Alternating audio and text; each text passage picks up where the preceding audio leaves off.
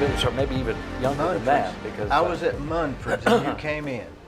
Is that right? Remember Munford's? Oh yes, absolutely. I mean, if that dates yeah, me. oh yes, that dates me. But I want to, before we really get started, I want to tell you a story that I've told several people, and I think it'll mean a lot to you.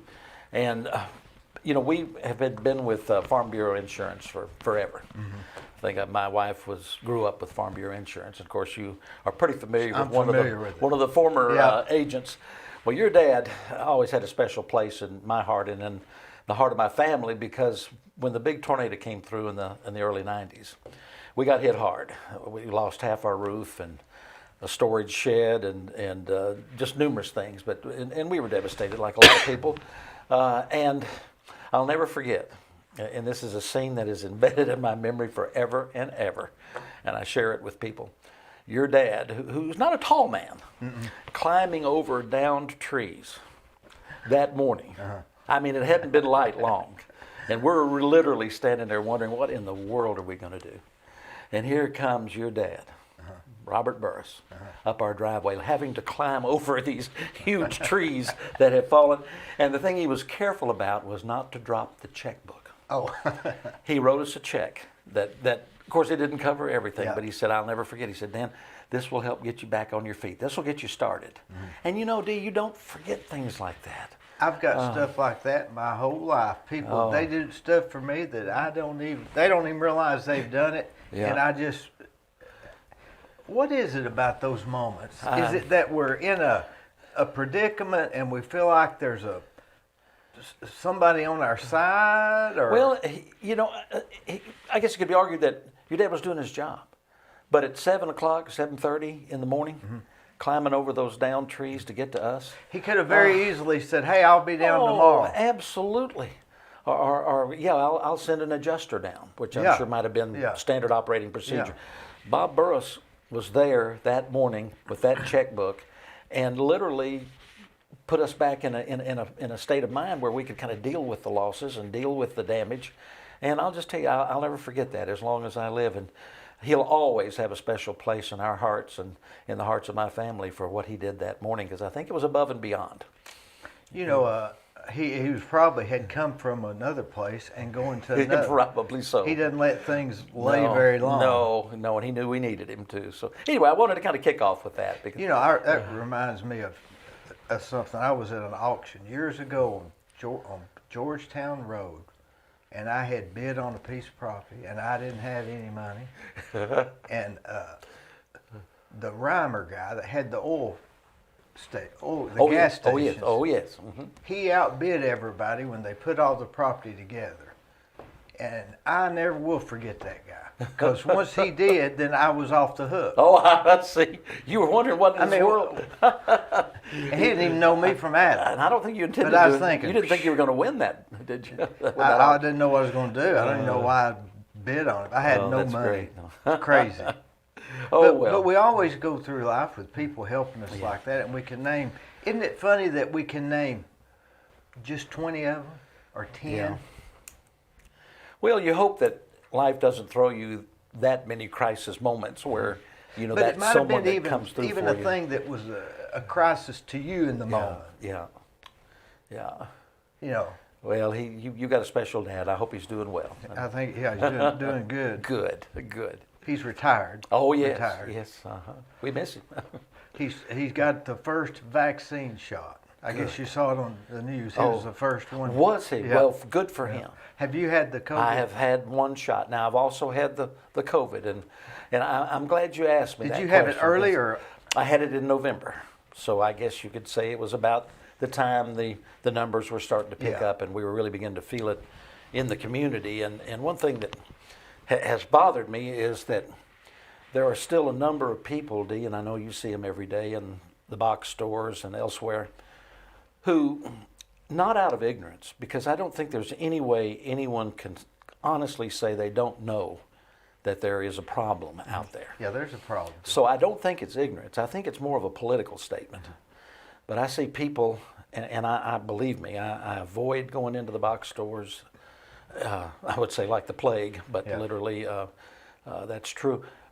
And it bothers me to see these people making a political statement because of misinformation that we were given early on, that this is some sort of a government conspiracy or something that really, once the temperature goes up or down, is going to go away. These things, unfortunately, I believe were embedded in people's minds. And what I really have a hard time doing, Dee, is wishing that these people could lay up there in Tenova for 5 days like I did.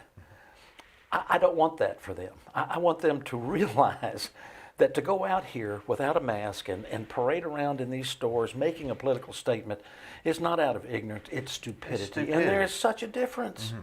These people are stupid.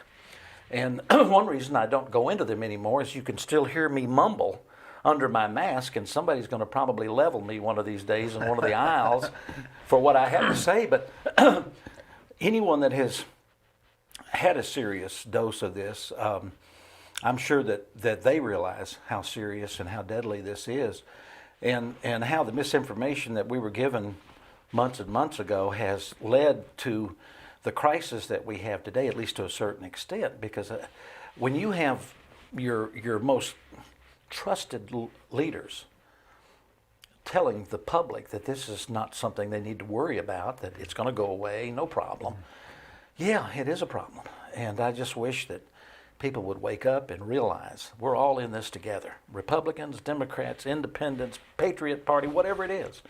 That's irrelevant. Absolutely. It couldn't be any more irrelevant. You might as well say, I don't wear a mask because I wear blue shirts. Exactly. Makes as much sense. Or, worse yet, I was told I don't need to worry about it. Mm-hmm. You see, that to me was the most egregious breach of leadership I've ever seen in my 70 years. Being politically interested in what is going on, both on the national, state, and local level. You don't look 70. Are you 70? I just turned 70. Boy, you don't look look thank you. I appreciate it. Golly. The weight I've gained has kind of filled my face out, I guess. It makes me look younger. But you don't look at that. You're well, not I feel every bit of it. I can tell you that at times. But and I feel very fortunate to have made it this long. Especially having dealt with the virus recently. But I always think about the surgeon. You never see a surgeon going in to do a surgery without a mask. Correct. So what's that for? I don't know. If it's for something. Yeah. Well, the same people who refuse to wear the mask, and again, I believe they're making a political statement that is just idiocy, in my opinion, are the same people that probably, in all likelihood, buckle their seatbelt. They put on a coat. Helmet when they ride a motorcycle. Absolutely. Well, most of them. Yeah. You've always got those few, but for the majority. But even that's personal. You're only hurting yourself. Yeah. With a mask. Exactly. And so I hope that the vaccines will get distributed as we hope they will in a short period of time, and maybe we can get a handle on this. But in the meantime, we've got to put the politics aside. Put the misinformation in its place, and let's all get vaccinated. Let's wear our mask. Let's do the right thing by ourselves and for the people that we are around. And it's just common sense is what it boils down to. And probably in 60 to 90 days, this will all be, as people get, they're vaccinating so many every day. And I watch the numbers on World Meter. You ever watch World Meter? No, I don't. Oh, it tells you how many across the world's got it and how many in every state and every country and every city. You can go all the way down. And so I'm waiting to see, as people get vaccinated, if it's going to come down. Well, I hope so. I mean, we've got to trust that the science and the medical people are trying to lead us in the right directions. Anyway, that I don't see that they have a political motive. Their motive, I believe, is pure and just, and it is to get a handle on this as quickly as possible so that as few people as possible need to lay in a hospital or worse yet in a morgue because they've been exposed to this. And it's been March of last year we started hearing about it pretty heavily? It was April of last year, back when... Not the 1st of March, towards the end of March? Yeah, because as you know, I work seasonally at the Bradley County Trustee's office, and we were, of course, February is the big month because February 28th is the deadline for getting the tax in for that current tax cycle. And so we're very, very busy in the month of February, especially towards the end. and there were no concerns about masks or limiting the number of people in the office. I don't know that we were even using hand sanitizer. Yeah, I don't think so. Well, and again, partly because I think most of us were listening to our leaders who said this is going to be a minor blip on the radar, and it's going to go away when the cold weather goes away, or whatever that we were being told, and it just didn't happen. So. Let's hope that we have better times ahead. I welcome 2021 with welcome arms and open arms, because it's got to be better. What's the saying? Hindsight's 2020. Oh yes, now. Oh yes, absolutely. Do you wake up in the morning and think, boy, I'm glad I'm not the sheriff? I have had that experience, and at the same time, Dee, I've got to say that, once it's in your system and it's been there for 20 years, and I was with the department for 28 years total, it becomes a part of you, and people they'll ask me, well, was that your plan? Did you plan to go into law enforcement? Was that something you had always dreamed of? And I can tell them honestly, I can look them straight in the eye and say, if I had made a list of 1,000 things when I was in high school or college that I thought I would do, for the majority of my career, 1,000 things, law enforcement wouldn't even have been on the list. Nonetheless, that's very interesting. On the bottom, no, it was the furthest thing from my mind. It had never entered my mind, as a matter of fact, as a possibility. How did that come about? Well, it all had to do with a decision that I made after I actually went back after I graduated, finished up my work on my degree on political science at what became the University of Tennessee at Chattanooga. I was a member of the last freshman class of the University of Chattanooga. And so halfway through my freshman year, they announced they were going to be absorbed into the Tennessee system, become UT Chattanooga. So I thought, well, I'll hang around and see how that works out. So what if you don't go to law school, a political science degree, really, there's not a big living there to be had. So what I did is I went back for an extra summer and a semester, and was certified in secondary education. So I was set to teach, and had a teaching job. But in the meantime, I'd been working at the Goodyear store down in Market Street in Chattanooga, and it started out in Rossville, but was transferred to Market Street. And I got up that morning that I finished up and had a job offer at Northside Junior High School in Chattanooga. You were all excited? Well, I hadn't made up my mind. I had a little apartment up on Missionary Ridge. Got up that morning, and I was either going to pull into the Goodyear store and accept their offer for, I was going to go onto their sales management training program and credit manager training program, or I was going to go ahead and cross the bridge and go up to Northside Junior High School. And I put on my coat and tie that morning, and I didn't know where I was going. Had no idea. So you wake up that morning, you could go one or the other. One or the other. Had a sure job. Whichever place I went first was going to be my career and my future. Who did you call and ask? Well, I just, on my way in. I mean, did you call a friend and say, hey? No, I didn't get any guidance. I guess I passed the Goodyear store and had to come to a stop at a stoplight, and I could see the store up ahead of me. So you hadn't decided at that point? No. And I pulled into Goodyear. Went inside, I immediately called the principal up at Northside Junior High School. Of course, he wasn't upset a bit. They had a lot of people lined up for that job. It wasn't that they couldn't fill it immediately.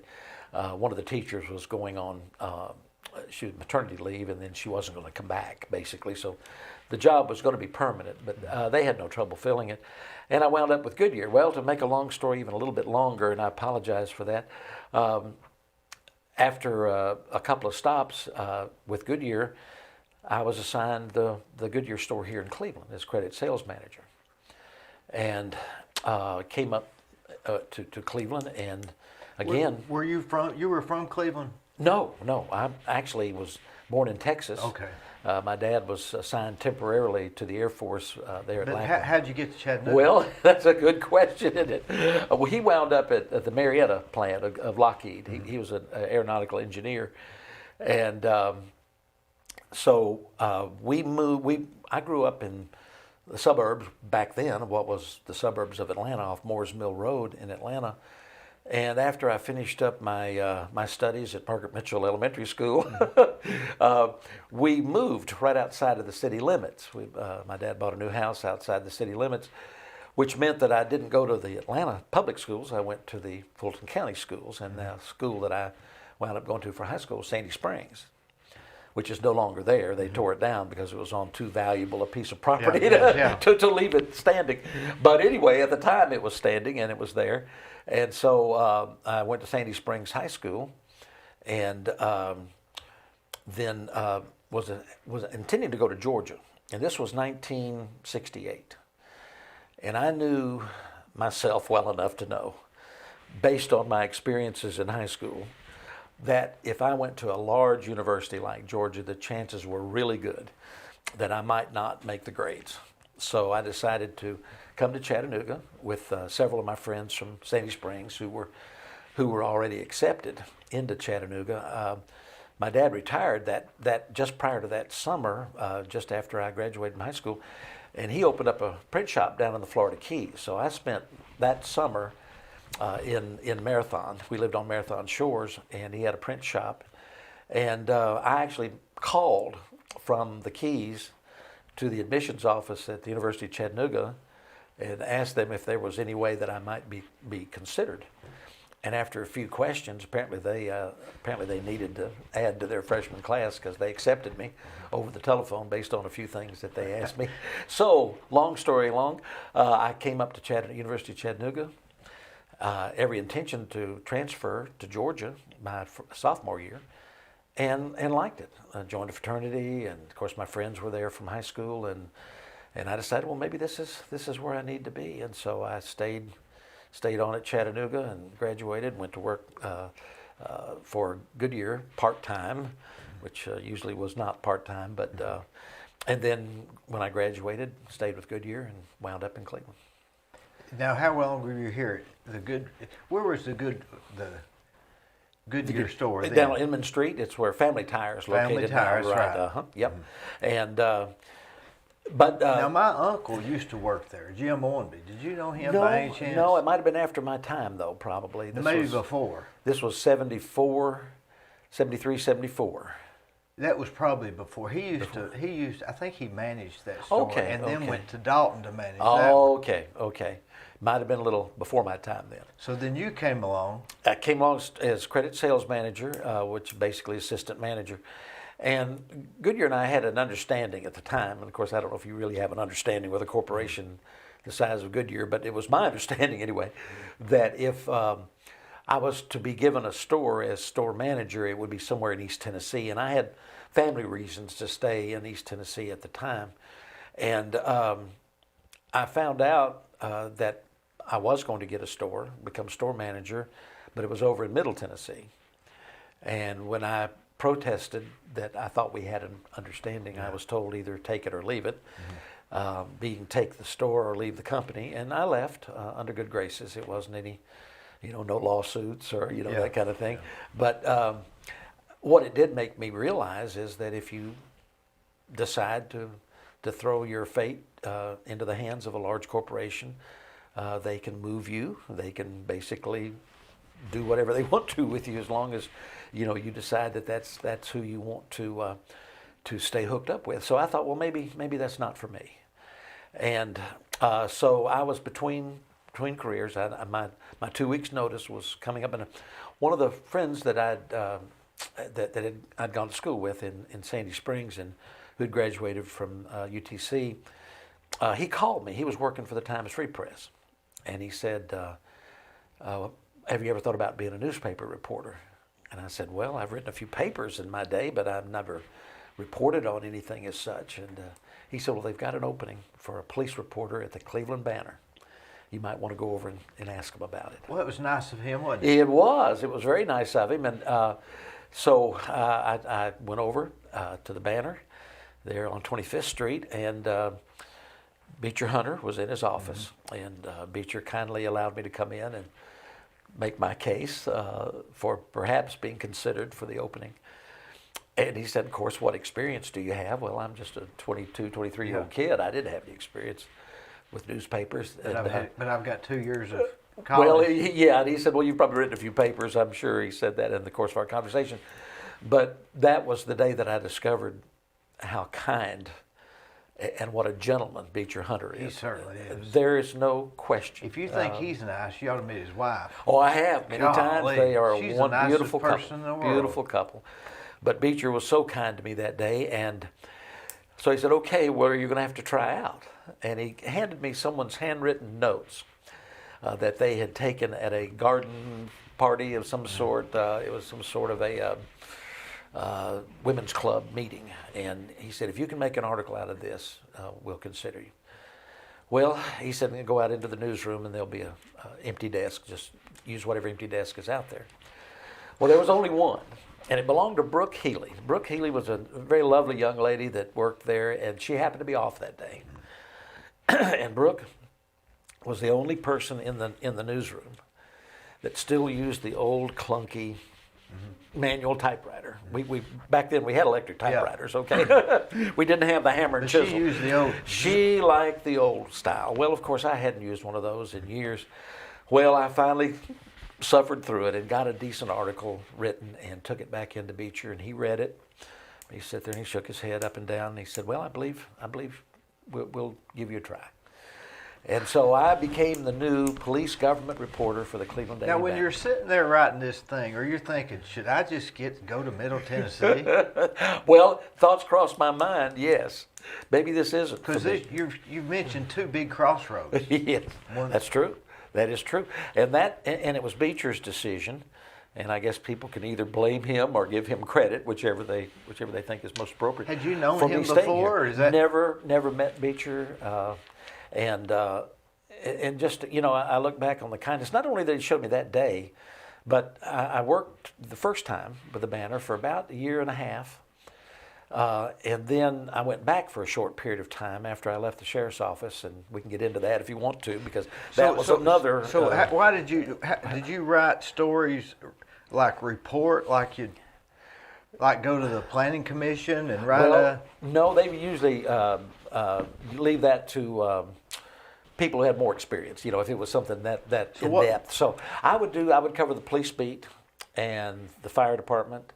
And around town, and then city and county government, their meetings. How about around town? No, didn't do around town. That would be somebody else's. Yeah. But so I would every morning. Of course, we had a deadline of around 10:30 in the morning to get the Banner in, to get our articles in for that day's edition.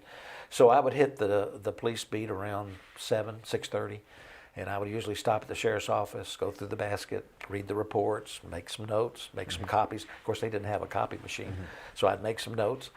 Go over to the city, go through the alley, go to the city police department there on 1st Street, and do the same thing there. Talk to the officers, usually at roll call, see what was going on. Go back through the fire department and get their reports and read. And then I'd go back and do my police stories. And then in the afternoon, or at noon, usually there was, on Mondays, there was the city council meeting. And I would get to go spend some time and really enjoyed covering those meetings. Because back then, it was people who, are so important to the history of the city of Cleveland. People like Harry Death Row, Kenneth Tinsley, Eddie Cartwright. Were they more colorful then, Oh, would you say? my goodness, absolutely. It was so much fun. Tom Rowland was there covering. And they were all friends. Absolutely. And they might not agree on everything, and they might disagree openly, but then after the meeting's over, we'd all pile into the cars and go have lunch, and Harry Death Row would hand out cigars to everybody. And, it was just a wonderful time because it was different in government, even in county government. Now, let me date myself a bit. I'm covering the county court, okay? Not the county commission. That was Eddie Cartwright, right? Well, no, it goes back further than that. The county court back then was... Carl Collins? No. Carl was our county judge. County judge. He was the last county judge, actually, to preside. They changed the form of government, or at least the titles, so that it became county executive. Of course, now it's county mayor. Yeah. But back then, Carl Collins was our county judge, and we had 14 squires. They were known as squires. Now, this was before your dad was elected to the... He was elected to the commission, I would guess. But back then, in the 70s, it was called the Quarterly Court. Now, it got that name because usually it would only come to meet on a quarterly basis, or at least once every 3 months, because people had to come from so far, and frankly, there was so little business to be done, usually in county government at that time, that they could get away with one meeting every 3 months. But the quarterly court became what we now know as the county commission, but getting back to my coverage of the police beat, this is where I began to look differently at law enforcement, because it gets in your blood. It really does. I'm not only reading the reports and talking to the officers. And of course, back then, Lamar Lawson had just been elected sheriff. Bernard Snyder was our police chief. Colorful people, people who are right for the times. Sam Cannon had already gone. Sam Cannon was gone. Lamar went in September of '74. He had been elected. He defeated Bill Gibson, who served a 2-year term. And then back then, up until '74, sheriffs could only serve 3 consecutive 2-year terms, and then they had to sit out a term.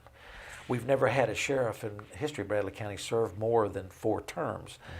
One served 2 and then sat out a while, came back and served 2 more. Sam served 2. He ran for county judge and was defeated.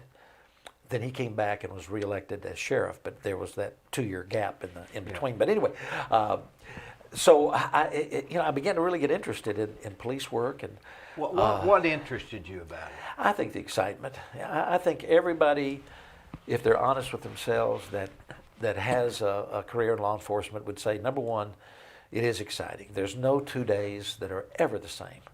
And anything is liable to happen at any minute. 2 o'clock in the morning. 2 o'clock in the morning, 2 o'clock in the afternoon, it doesn't matter. And then of course there's long stretches where nothing happens. And then all of a sudden there's total excitement. And I think the other thing too is I generally enjoyed helping people. And I've enjoyed that my entire career, and that is even spilled over into my service at the county trustee's office. You might have been doing that at Goodyear. I think so too. I believe so. We Obviously tried to give them good service. You weren't moving up in the ranks by accident there. Well, no, and I believe obviously Goodyear's a great company and it has great products. And at the time we sold appliances, stereos and televisions. Yeah. People that go back far enough. Remember, we had riding lawnmowers and push mowers back then, and we always had good quality products. So, but I found myself one day. One of the deputies had to leave, and back then there was only 12 deputies, and 12 deputies and a sheriff. And a sheriff and a chief deputy, and then they had 3 dispatchers and 3 detectives. That was the total department. But one of the deputies had to leave, and Lamar was sitting on the couch in what was back then the squad room or the shift room in the old jail on 2nd Street. Okay, I'm going 3 jails back now. And I don't know what hit me, but he was sitting there, and I thought, well, I'll ask, and let's see what happens. And I said, Lamar, would you? Because you want to be in the game. I wanted to be part of it, yeah. And of course, I didn't call him Lamar. I said, Sheriff Lawson, would you consider me for that opening? And it didn't matter that I had a college degree. Now, we're talking 1975, okay? It didn't matter, that I had the education. He looked at me, and honestly, he said, well, I believe you're big enough to handle it. And so I passed the test, and he gave me a chance, and I'll never forget him for that. And I admire Lamar Lawson to this day. He was tough. He was no nonsense. He was exactly what Bradley County needed at the time. Now, would his style and philosophies necessarily transcend into today's law enforcement? Probably not. Or would that type of guy figure it out? Well, that's possible. Yeah, it's possible. Because I went to work at one of the most interesting times in law enforcement in Bradley County and Cleveland, because I was able to come in under the tutelage of the old school. And Sam Cannon. There were some tough people there. Oh my goodness. Now down on John Kinder's office, on his refrigerator, he's got a picture of Sam Cannon and Troy Dixon's dad busting up a still with rifles. Oh, yeah. So you were coming right in at the Yes. the old guard. Exactly.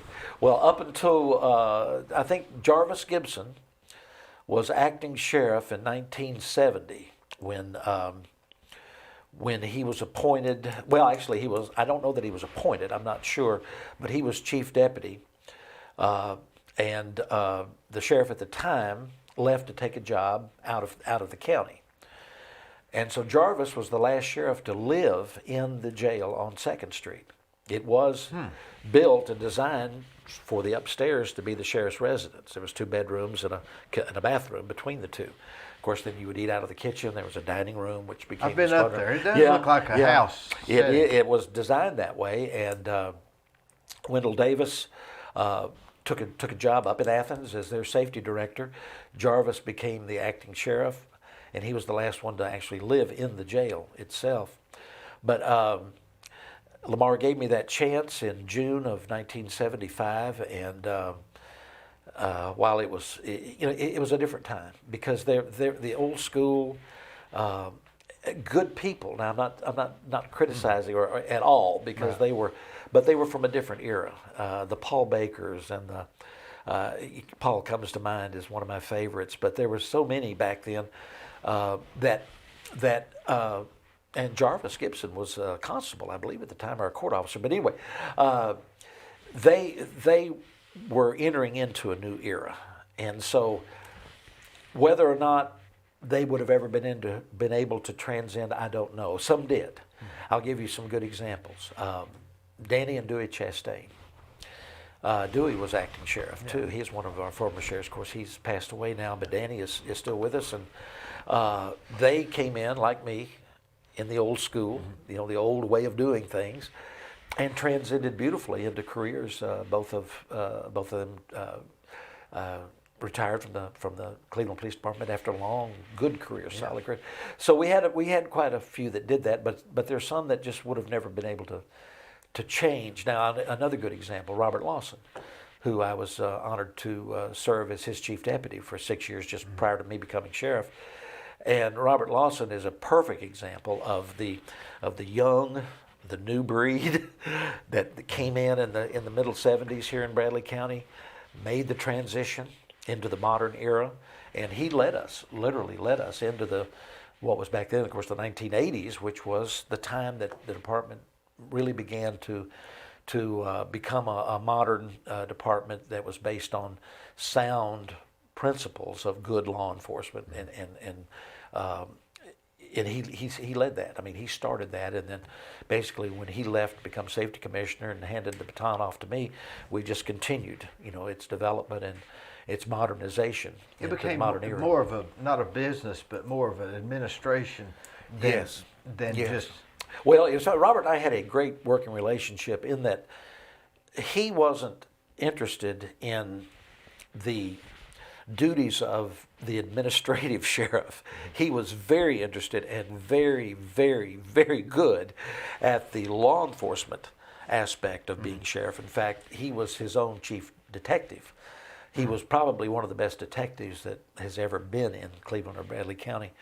And so he allowed me, as chief deputy, to handle the administrative area of the sheriff's office, which went a long way to help prepare me to become sheriff in a more modern era, but also gave me an opportunity to help him in a constructive way to build a department and to change the nature and change allowed the him to environment. focus on the law enforcement. Absolutely. That was a big help. He was very, very good at it, yes. And so when I was appointed, when he went on to become safety commissioner under Ned McWhirter, I was appointed by the county commission at the time to become the sheriff, and that would have been in January of 1987.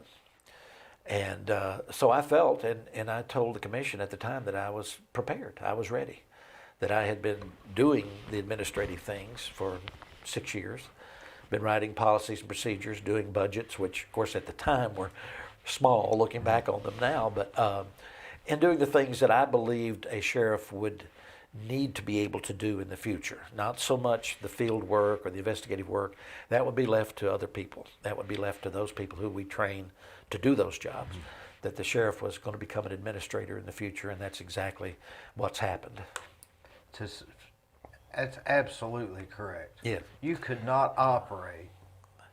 There's probably more procedures and policies with being a sheriff now than there is with actually law enforcement at all. Well, it was in the 80s that we actually became aware of the fact that there were certain minimum standards that jails must meet, for instance, because up until the early 80s or late 70s, it really didn't matter. We were in the old jail on 2nd Street. Was there any standards then other than... There were standards that we couldn't possibly meet in that building. Who watches the standards? Well, the Tennessee Corrections Institute, and then ultimately the courts, because that's where Bradley County wound up in 1978, was in the courts.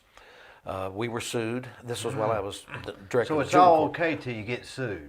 You can get away with a lot until the courts become aware that you're not meeting even the minimal standards. And the Bradley County Jail had been condemned by at least 10, 12 grand juries up until that point. It had failed every jail inspection, but it was not necessarily the fault of the Sheriff's Department. I think that the Sheriff's Department did everything it could do to meet what standards it could and to make that jail as humane as possible. But I was juvenile court director at the time in the late 70s, and in fact, there's 3 names that are listed on the lawsuit that led to the county being forced basically to build a new jail. And one of those was one of the juveniles that I had incarcerated in that old jail, if you can imagine. And so as a result of the lawsuit and the decisions of the courts, the Bradley County did construct a new jail over on Johnson Boulevard, and that's the one that the new Robert Lawson administration, we inherited it after the slabs had been poured and a few of the walls were going up. So we didn't have a big opportunity to have a lot of input into its actual design.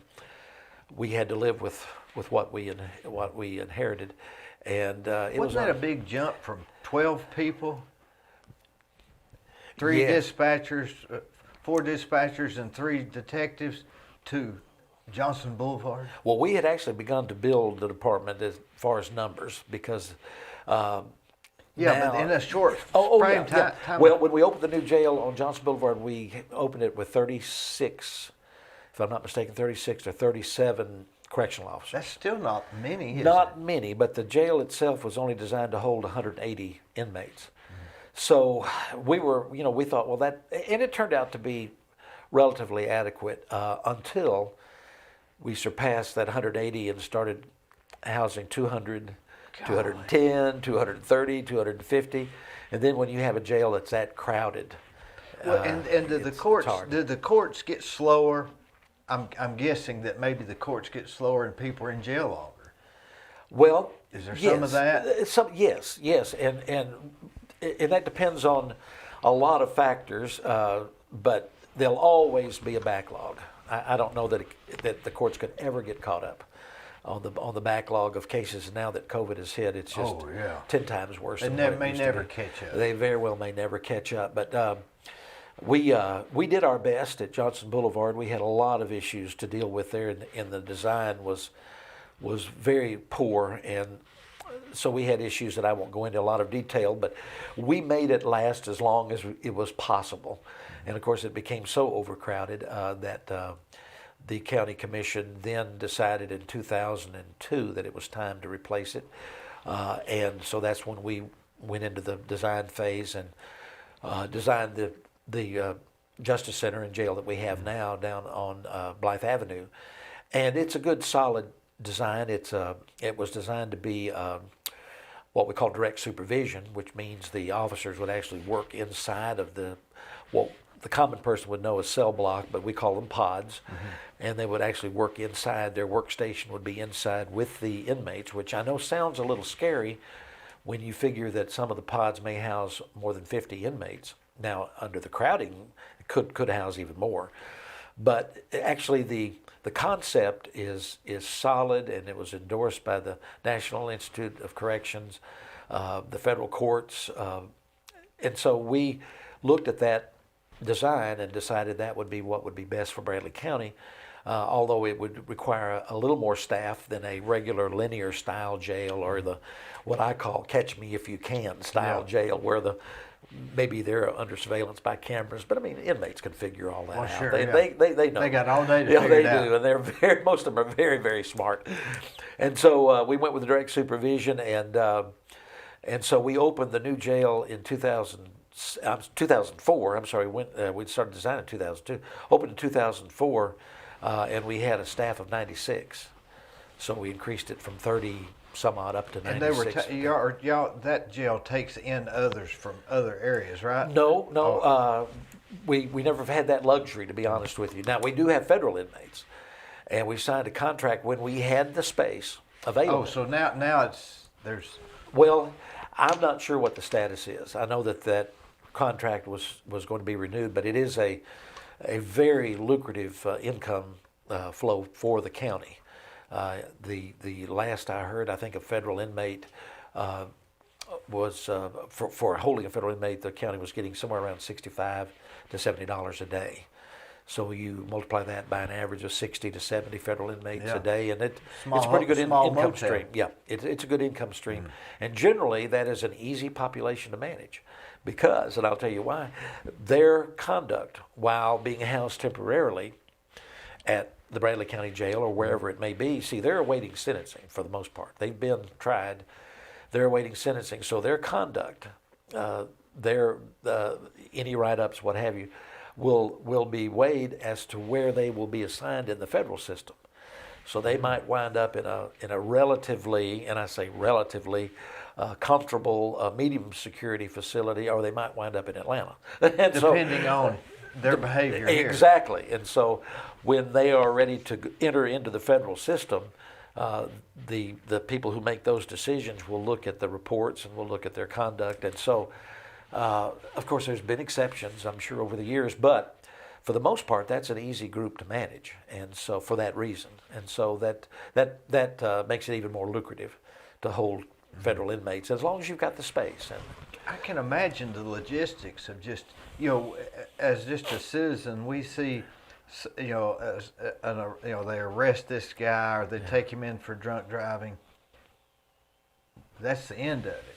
But as far as a policeman's concerned, or sheriff's, they're trying to figure out to do all the paperwork. Where's he going to stay? Oh, yeah. How long is he going to stay there? I mean, the logistics of that would be mind-boggling. Well, the jail staff in any situation, but especially here in Bradley County, they do not get the credit that they deserve for being such an important part of the criminal justice system. It's almost maybe the most important part, in a sense.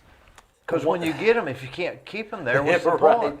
Well, and the main goal, well, there's actually several goals within corrections, but the main goal, of course, is public safety, to ensure as best you can that those who are being incarcerated, especially those that may be a danger to society, are held there and are not allowed to escape. Yeah. Secondly, of course, is staff safety, and then third would be the safety of the inmates, and so all of these things, all these considerations they all have to be met, and so it's a science. It really is, and it's not an easy job. And I appreciated my correctional officers. I knew the tough job that they had. I always tried to make the working environment as good as we could, and to make sure that if nothing else, they knew they were appreciated by management, that they knew that we knew how important they were. If we hadn't have built that jail, what would have happened? Oh, we would have been in another lawsuit. There's no question. I mean, what would you do? Would the sheriff or the person in charge say, "Hey, don't pick up so many"? No, you're never going to do that. No sheriff. But where would you put them? Well, you'd have to keep cramming them in until finally, one of two things is going to happen. Either Tennessee Corrections Institute will fail to certify you and to give you your certification, which means you might lose your insurance. You would lose So income from the state. So that the county could be sued for liability. Oh, that's step number 2. Would be once you lose your certification. So that's the that real opens reason. up the lawsuits. Yeah. So do you want to spend money on this new jail, or do you want to spend the money on lawsuits? Well, even worse, the federal courts can appoint a person to come in and basically take over your jail and administer your jail. Rightfully so, if you can. And to oversee the construction. And if you lose that authority to the federal courts and to a person that's assigned that job by the federal courts, you're probably going to build a facility that will cost twice as much as what you almost have to be like buying clothes for kids that are 7, 8 years old. Buy something they're going to grow into. That's exactly right. Because you can't build what you need. Yes. You'd be out. We're getting, 17,000 new citizens a day in Bradley County?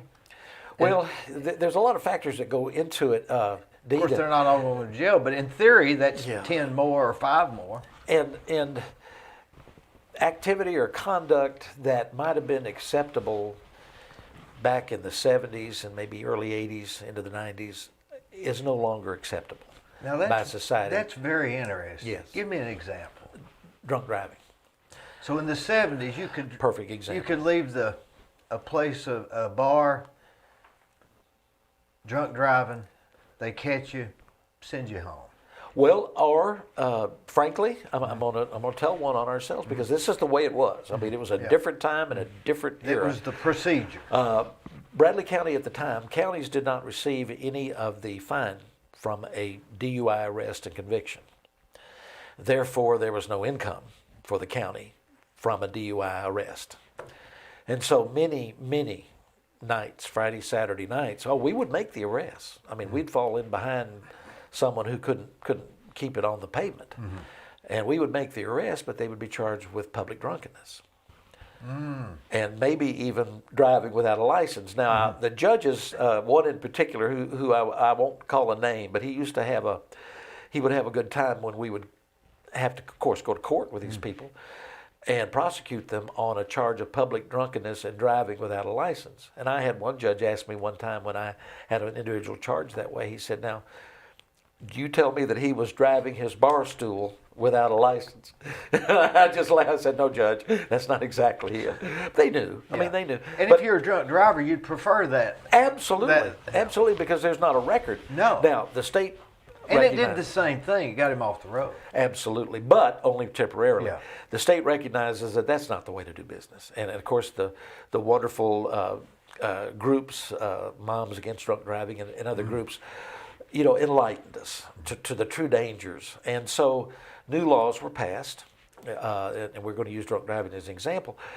First offense, 48 hours minimum. Then second offense, you're going to serve 6 months.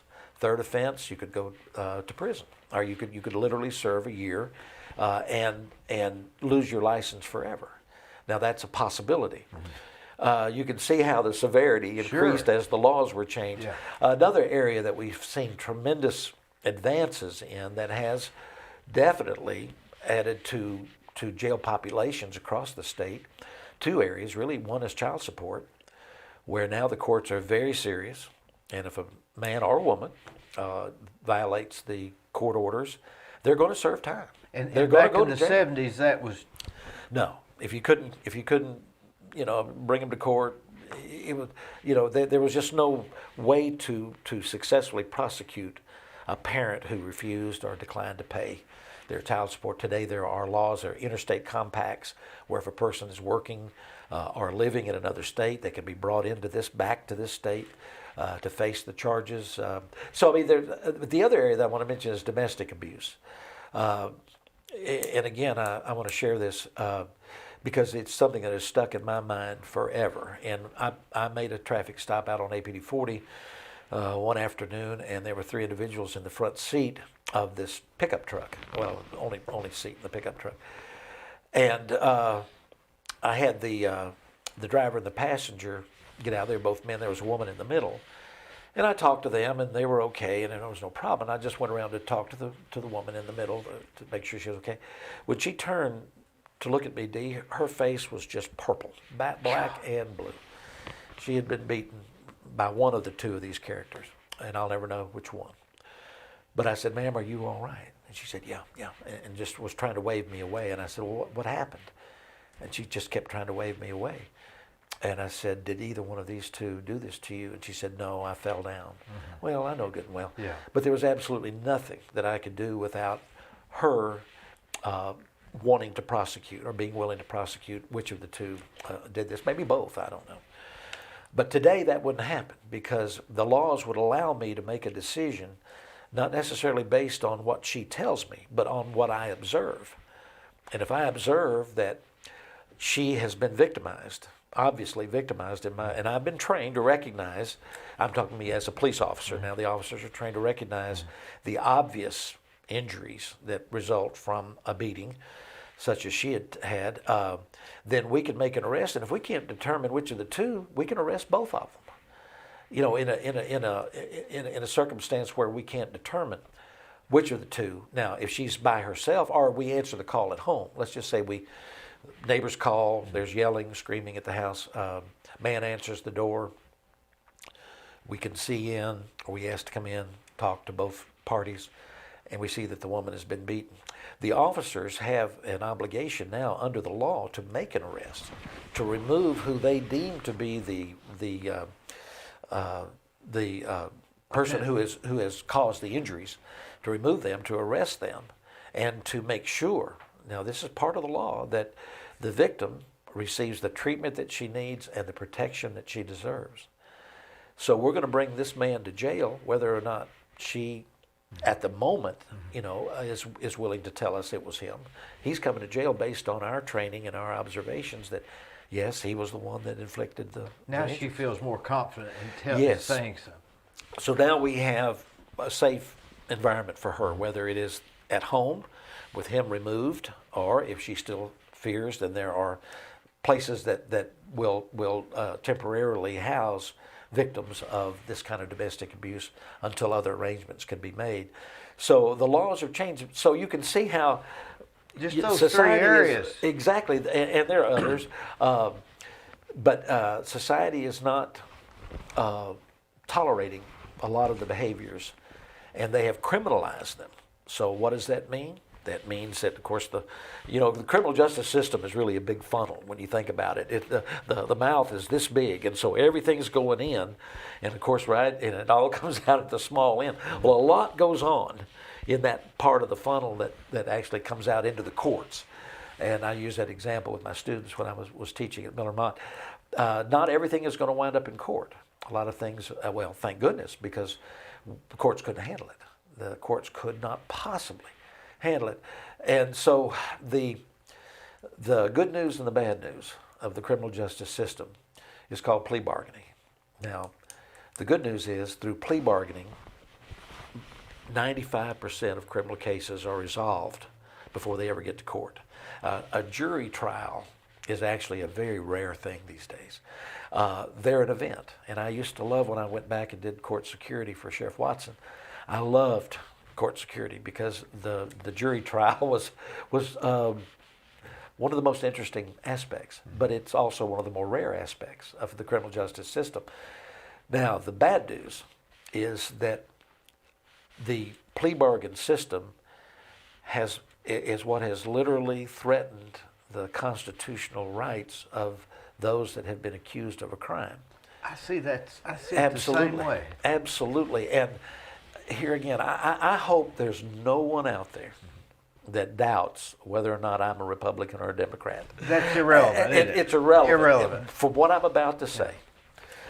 Because I hope that our new president, President Biden, is able to follow up with his pledge, and Vice President Harris, I think she's going to be involved, in finding a way to once and for all, well, hopefully it'll become a continuing process, but to get a good start on revamping our criminal justice system, because right now it is a train wreck. And mainly because one of the big reasons is because we have become so dependent and so reliant on plea bargaining that we have I think anyway, a substantial number of people who are serving sentences for crimes that they have been accused of committing, who may or may not have committed them. That doesn't matter. What matters is if they had gone to trial, the state could never have proved it. And so what people have to grasp is, being accused of a crime is one thing. Being found guilty of a crime by 12 people of your peers is a totally different matter. That aspect, that critical aspect of the Constitution, of our rights, yours and mine, has been circumvented by the sheer volume of cases that are coming into this big mouth of the funnel that are not allowed to come out in the way of a trial. We can't seek justice. There's no way. So what would I do? Ideally, if I was king for a day, I'd do away with plea bargains. I'd say there'll be no more. You either prove they're guilty or they're not. State, prove it. Okay, if you're going to bring them to court, if you're going to arrest that person, in other words, strip them of all of their constitutional rights, scare him to death. Well, absolutely, it wouldn't be. Yeah. But if you're going to drag this person into the criminal justice, into this big end of the funnel, okay, have your act together, be ready to prove it.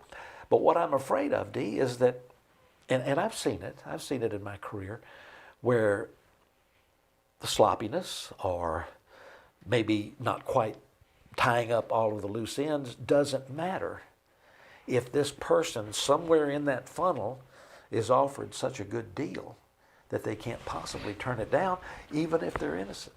And it's not like they're taking the better deal. They're just saying, I can either have a slap on the wrist or they're going to cut my throat.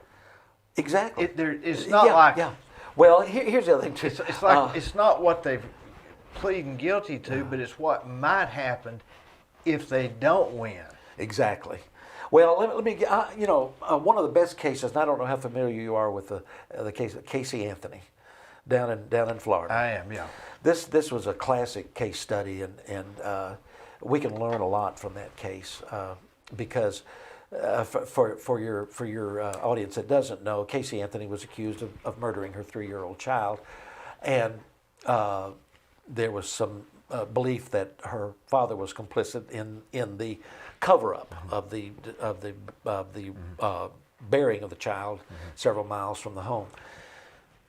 And there was the state put all of their eggs in one basket, and that was first-degree murder. There was no consideration of any lesser included charges. Could the child have died accidentally? Possible. These things. Well, the state did not prove their case. And people say, well, how in the world can you agree with the jury's verdict in that case? Well, I've studied that case. I've spent hours and hours. The state didn't prove the case. They didn't prove what they were. Beyond a doubt. Beyond a doubt. And that's where the proof must lead you, beyond a doubt, if you're going to find that person guilty. And the state of Florida did not prove their case.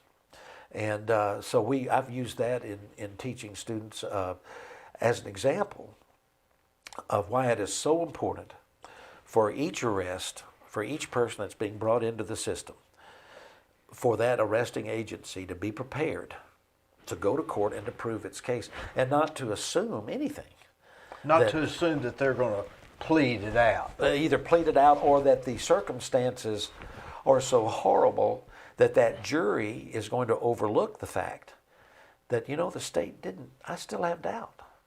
And the defense did a wonderful job building doubt. And I won't go into a lot of the details, but it's a fascinating case. But they didn't erase the doubt in the minds of those jurors. Well, I've had students ask me, and other people say, well, how in the world could they not find her guilty? I said, it's simple. The state didn't prove their case.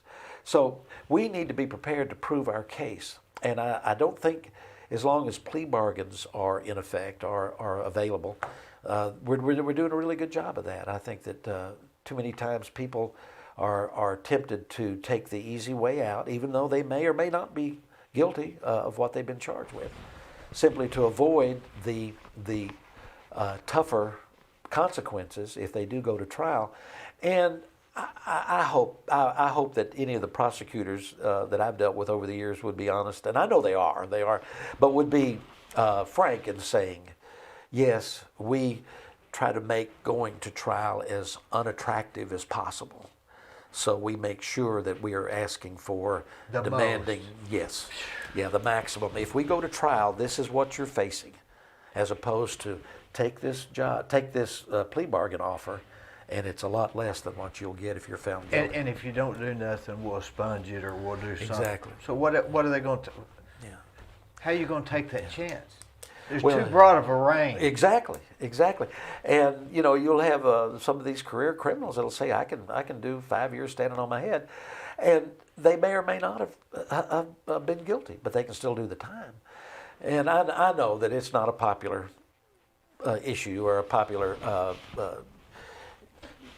I would think debate that out would there. be. I would think that would be a popular thing to try to get arrest for what they did that you can prove, and let it go at that. Either you prove it or you don't. Well, there's no way, though, that the way our system is set up that it can handle the volume of cases of court. Now, cases. what if they Never. didn't?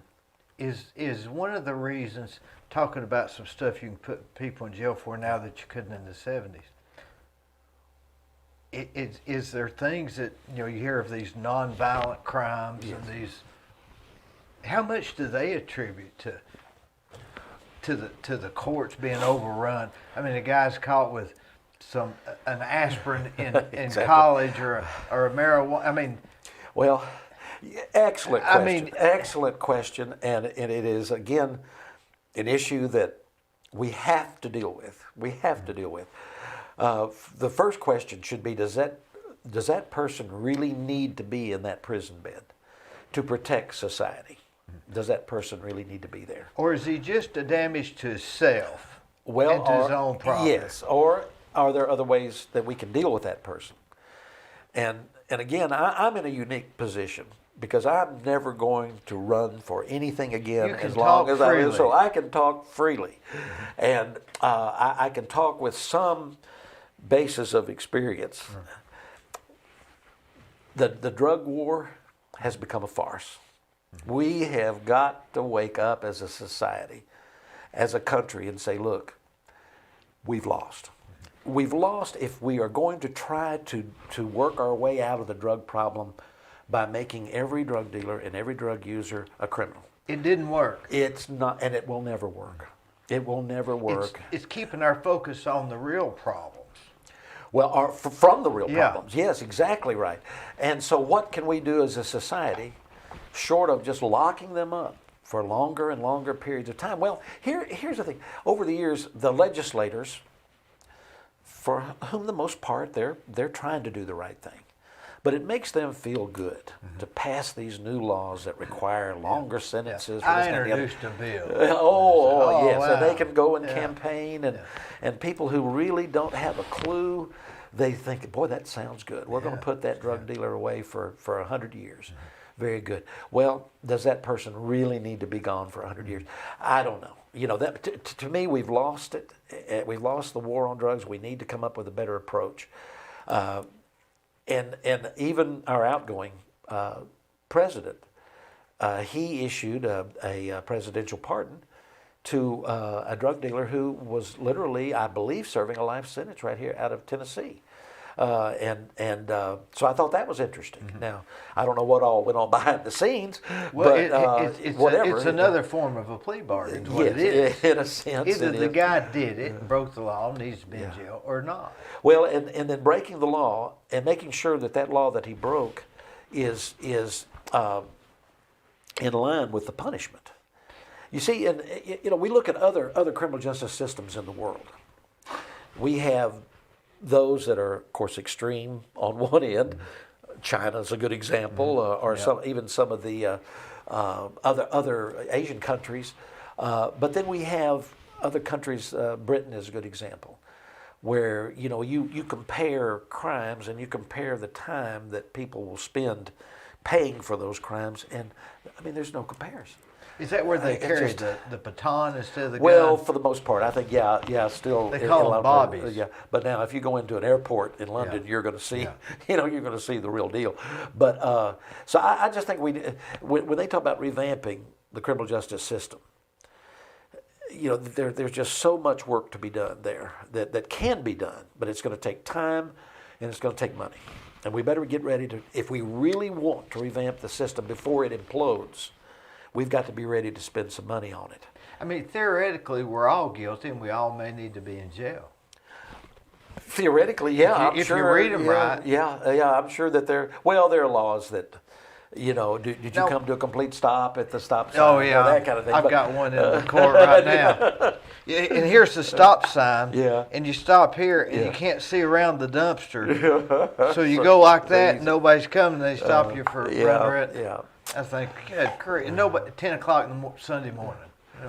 Well, we got a lot of work to do, and I hope that our new president and his administration can understand where we need to go. He ran on that, yes. and so did the guy in Georgia. They say, how did he win? I know how he won. No prison term for nonviolent crime. Exactly. It doesn't take me long to figure out why he won. Yeah. Well, and there are some. If we're going to incarcerate people who are not violent, and who in essence represent no threat, other than they've violated some criminal statute that some legislature thought was appropriate, but they're no threat to anybody, to put them in a hard cell bed and cost the taxpayers money. Where in a prison, well, the last estimate I think I read where it was costing the state $120 or $30 a day to house a person in what we call a hard cell bed, not a dormitory setting, but hard cell. No mattress. Oh no, they would have a mattress. Yeah. They would meet all the minimum standards, but it is a security, a very high secure environment, as opposed to a lower security environment, a dormitory style environment, where a person who does not represent a threat can be housed in a dormitory for a third of what they could be housed in that hard cell. And so we just need to look at those kind of things. Now, the county did build a dormitory that added on, and it was originally designed to be for work release. Well, that was fine and good, except there were issues there.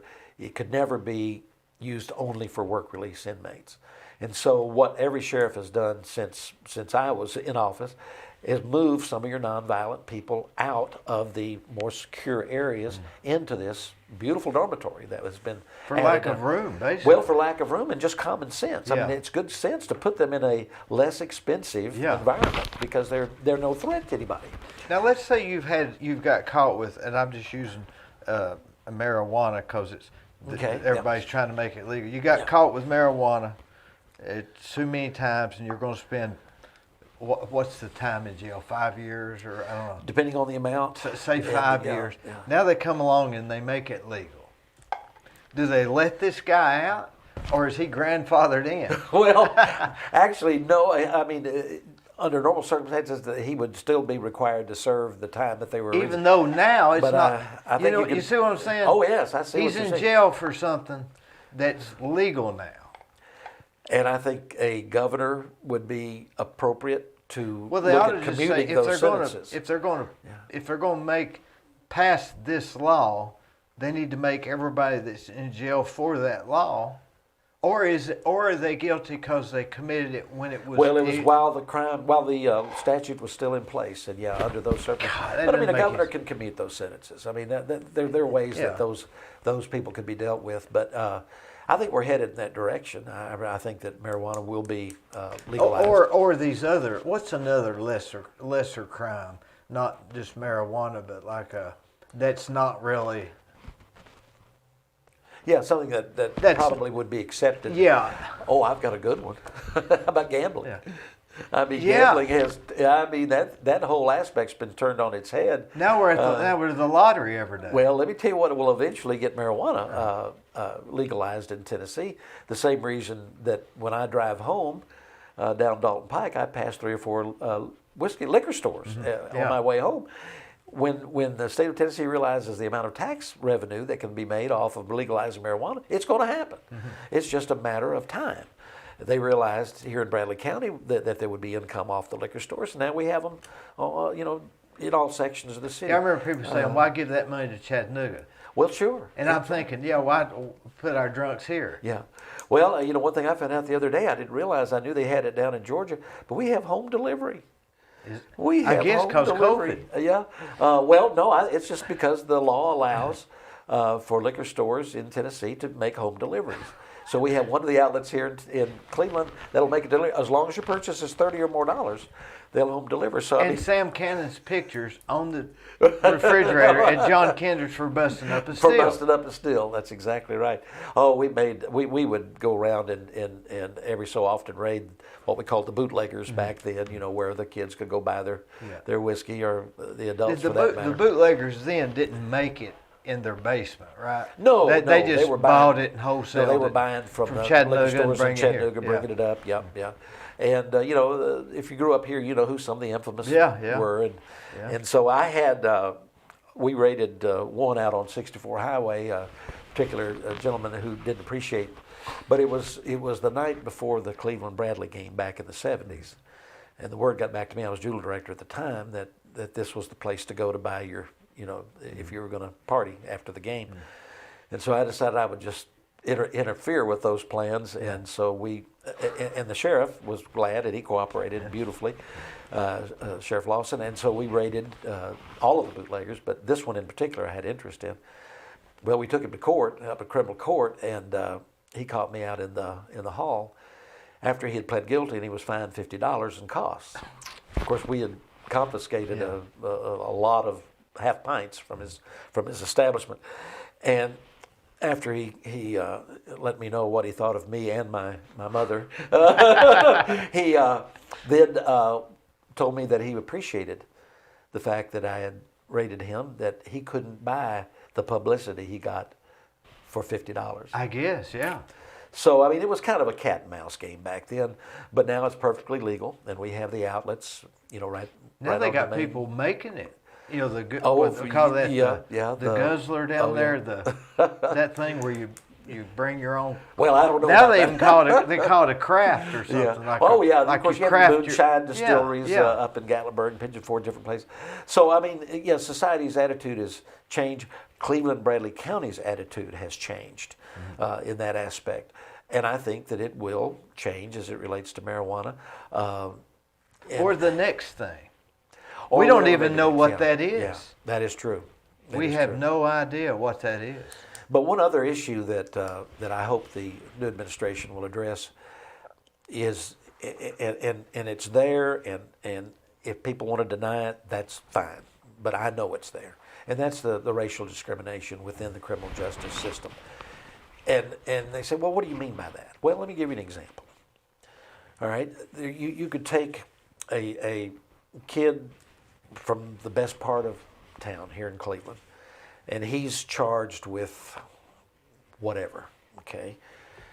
And his parents go out and they hire the finest attorney on Courthouse Square. I won't mention any names, but there's some excellent attorneys. You take the same kid that lives over here in East Cleveland, and he's black. His parents may not be able to afford that defense attorney. So what are they going to do? They're going to have the public defender. Well, now, I don't mean to disparage the public defender. They do a great job, and they do what they can do. But here, you're going to have a law firm that basically will say, okay, well, you fill out the check, and I'll put the numbers in when we're through. And you're going to have the public defender who is overworked, understaffed, and he's going to see that plea bargain laid out there in front of him. Which one's he going to take? So you've got over here, the system is going to say, ooh, we're going to have to go up against the best attorney in town. So maybe we better just offer them a first offender type of deal, okay?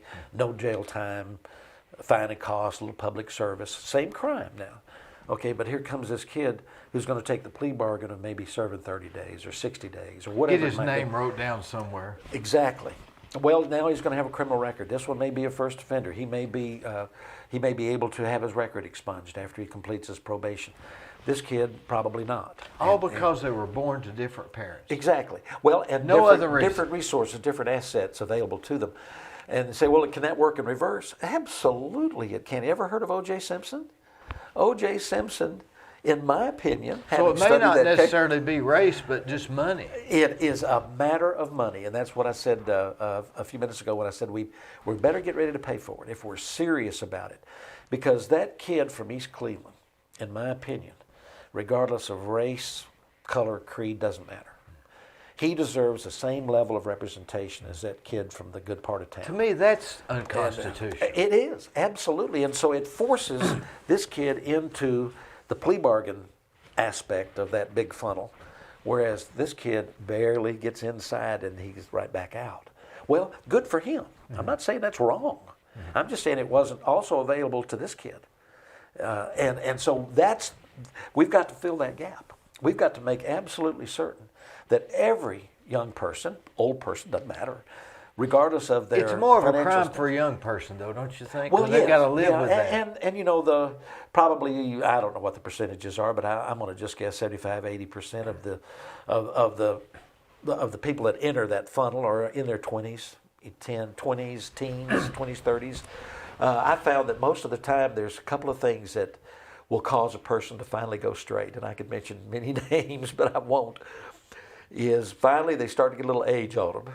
Usually it's around 35 to 40, and if it's a male who has been in this revolving door for years, they finally find a good woman that actually can have a good influence on them and start to straighten them out and make a family person out of them. So age or merit or but a age, woman. yeah, age, and they finally just grow up. They finally just say, you know what, I've spent half of my adult life in prison or 3/4 of my life in jail. This isn't worth it anymore. I want to try to straighten up. Had one of my favorites because I chased him around as a juvenile back in the late 70s. And then that continued on. And I'd lost track of him for years and years. Hadn't heard a word about him. Did you miss him? Well, I did kind of in a way. But he came in to pay his taxes. Uh-huh. And I have the privilege and honor of working with Mike Smith and his wonderful staff, just during the busy season. Tim Aikens works there. Tim Aikens he's works a great there. Guy, isn't he? He is amazing. I'm just going to tell you. He's an athlete, too. And he'll be watching this. Yeah. And, well, he thinks he's an athlete. He is. He is. I'll tell you. He set some sort of records at pickleball, and he has put 1 million miles on his bicycle. So I've ridden bikes with him, really and he is amazing. Well, there's no question. What's even more, he's one of the most intelligent individuals I've ever worked with in my life. I'm not sure about that. Well, I'll have to say, because I work right next to him for 5 months out of the year, and it's a privilege. It really is an honor. But all of the people there, David Swallows and Victor Walker and all of the folks David, there. I like David. Well, Mike has a great crew there. David's so calm. And he's been there. He should have been a therapist. That's true. Yeah, he doesn't very get excited. Calming. You go. He just makes it like it's okay. David would have been an excellent teacher because he's patient. And he teaches. You ever notice he'll go like this? Yes, he does, as a matter of fact. Tim Aikens is a person that could have been successful at anything he would have ever chosen. Anything. And I've told him, I said, Tim, you could have been the best detective. Mm-hmm. Whatever it is. Yeah, he would have done good at whatever he did. Yeah, absolutely. But a great crew. But anyway, this individual came in to pay his taxes. And I hadn't seen him in years. And you own property when you come in, and I said, so you own your place? Yeah. Yeah. He had a little place down in McDonald, and it was just, I was amazed to see grandchildren, and all this. And this is the guy that you chased and he ran. Oh, yeah, we chased, of course, as a juvenile back in the late 70s. Yeah. So, there are success stories out there, and we forget about those. We really do. We forget about the ones that have really straightened up and have really changed their lives. And that's what it's all about, right? In the end. It is. But we've got a lot of work to do. Because that is a huge gap. Had O.J. Simpson not had the resources that he had and was able to pay for the defense team that he had, chances are, if he had to depend on what was available through the system to defend him, and this is California, so I'm not aware of what I assume that there would have been a public defender involved, or maybe an appointed attorney. But at any rate, I feel like, and this is just conjecture on my part, that he might have taken a plea bargain. He might have taken a lesser included offense, other than first-degree murder, 2 counts, because he didn't have any other options. Well, but fortunately, you would almost be smart too if you're looking at, I could lose this, or I can take this. Exactly.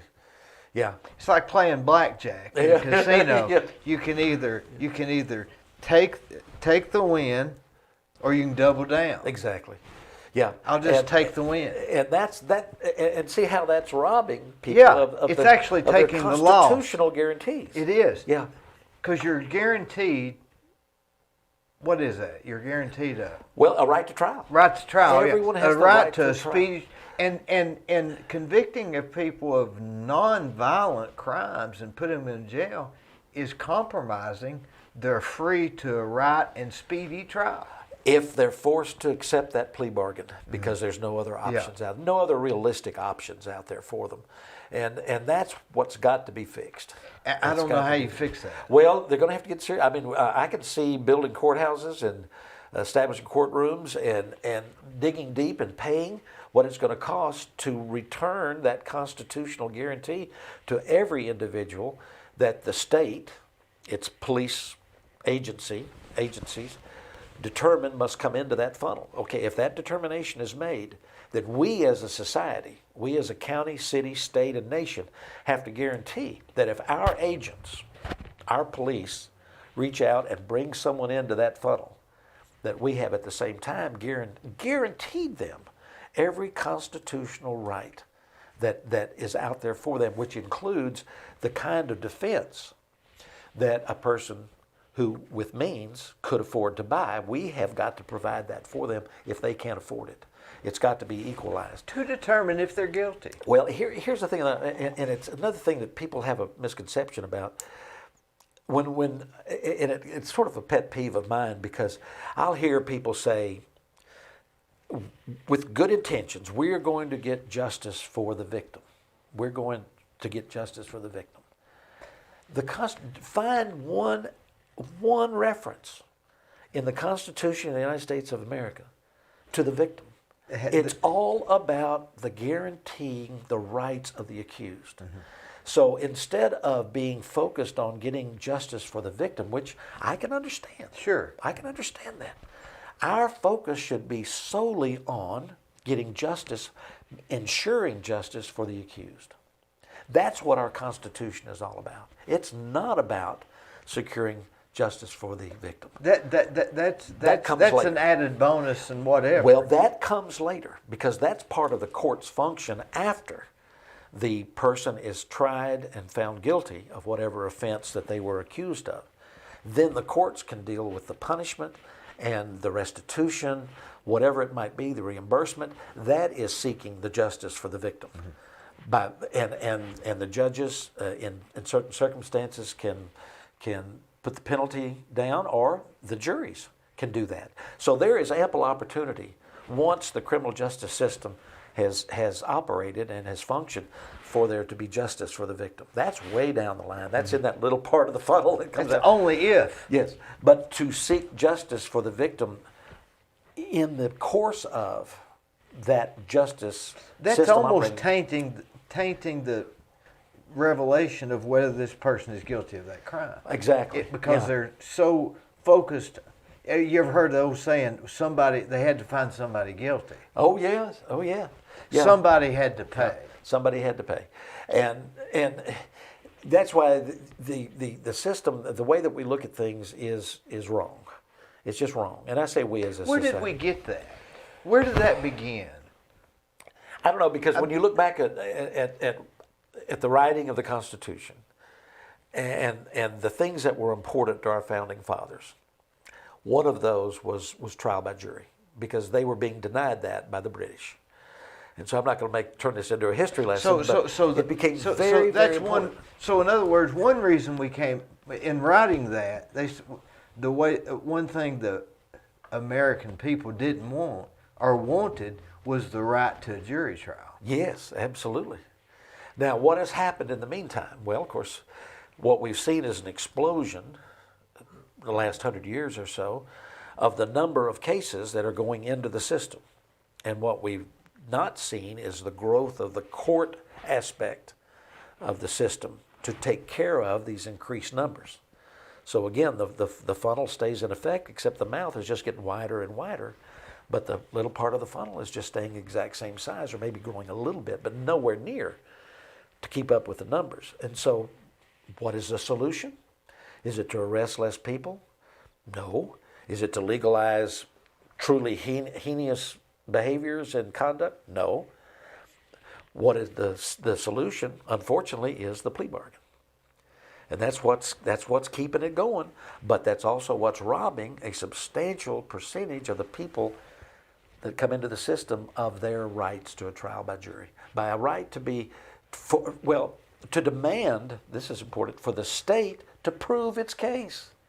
A plea bargain doesn't prove anything other than... It proves nothing. It proves that a deal was laid out on the table that the defendant couldn't turn down, or was talked into taking by a well-meaning attorney. And by now, everybody knows that. They say, they pleaded out. We don't even know. We didn't determine if anybody was guilty. An average person will take a plea bargain. I mean, I'm talking about just here, okay, so-and-so, well, he pled guilty. He took a plea bargain. He must be guilty. Or that's all he could afford. Well, the fact that we think, he must be guilty is not true. It's not true. He may or may not be guilty. We can't assume that he is, simply because he was offered a bargain that he couldn't turn down. If I hear somebody took a plea bargain, I assume, don't know. I assume they weren't guilty. That's what I assume. But they had to take the plea bargain. But they had to take the plea bargain because they couldn't afford. Now, I've heard people say, I didn't have a trial by jury because it was too expensive. Well, okay. There's part of that problem that we're going to have to solve. Do you have to pay this guy that's come from a poor house, or maybe he's had medical expenses and he can't have a trial by jury. He can only have a plea bargain. Well, he could, and it would be a very rare circumstance that a person, let's say, that's being defended by the public defender's office would actually wind up in a jury trial, and it does happen. And again, I mean, my hats are off to the public defenders. They do a wonderful job, considering all of the circumstances. That crew is wonderful, and they just, we couldn't ask for any better. They're only getting paid by who? Well, they're paid by the state through the some sort of defense fund, and the courts actually manage that, and they set the rates of the pay and that kind of thing. But they can only do so much. And again, let's put the human factor into it. And I'm just going to throw some figures out there, and they're probably wrong, but I think they're in proportion, probably fairly accurate. If you have an assistant district attorney who is going to handle a number of prosecutions, and let's say they have 30 active cases, that's quite a caseload, because you're preparing 30 cases as if they're actually going to go to trial. 29 of them are going to be plea bargained out. One of those 30 might get to trial. And they don't know which one. They really don't. Well, they might have a sense of which one because they can see the attorney. They know which attorneys are representing who. And of course, the attorney is going to be paid more. The deeper that case goes into the system, that private attorney will expect to be paid more for that, of course. So they can kind of get a sense, he or she can, of what may wind up before a jury and what probably won't. Public defenders, on the other hand, they're going to have 60 or 80 or 90 cases. And they're trying to balance them like the juggler in the circus. And it's impossible for them to even put the attention into one of their cases that the prosecutor can put in, because they've got twice as many cases to be concerned about. And so again, you can feel the pressure building for the plea bargain. And so who's going to get caught in the middle of all this? It's that guy that's been drugged into the system by our agents. Our police have brought this person in and said to that person in writing, in a warrant, in the body of their warrant, I can prove in front of 12 of your peers that you did what I'm accusing you of doing, and here's my proof. And so they're putting it down there, and they're swearing to it, knowing that the chances are it will never get before a jury. Ever. But the fact that they wrote it down scares you to death. Well, sure it does. Absolutely it does. He knows something I don't know. Well, eventually they would know it because, of course, there's discovery involved. But, that's basically getting back to Casey Anthony. I think they expected her to plea bargain that out. They never expected that to go to trial. I don't think, who in the world would take a case that heinous, that horrible, and put that before a jury? With only one charge. Who would argue her defense, basically? Well, she was able to hire some very, very good attorneys. Her parents were wealthy enough to hire some of the best attorneys that were available. And they created the doubt in the minds of those 12 jurors. And again, we're not seeking justice for that child. That's not what the criminal justice system is about. That'd be a witch hunt, wouldn't it? Well, it would in a way. In a way. Now, there would have been a time, had she been found guilty, that yes, now the system can say, we are going to find justice for that victim. We're going to put her away for the rest of her life. We're going to put her on a gurney. That's a whole separate issue. Exactly. Totally separate. What happened successfully in that case was the state reached out through their agents, brought her into the funnel, and they said, okay, there's not going to be any compromise here. We're gonna go for the whole 9 yards on you. And what they didn't do is take into account the quality of her defense and the fact that they had holes in their case.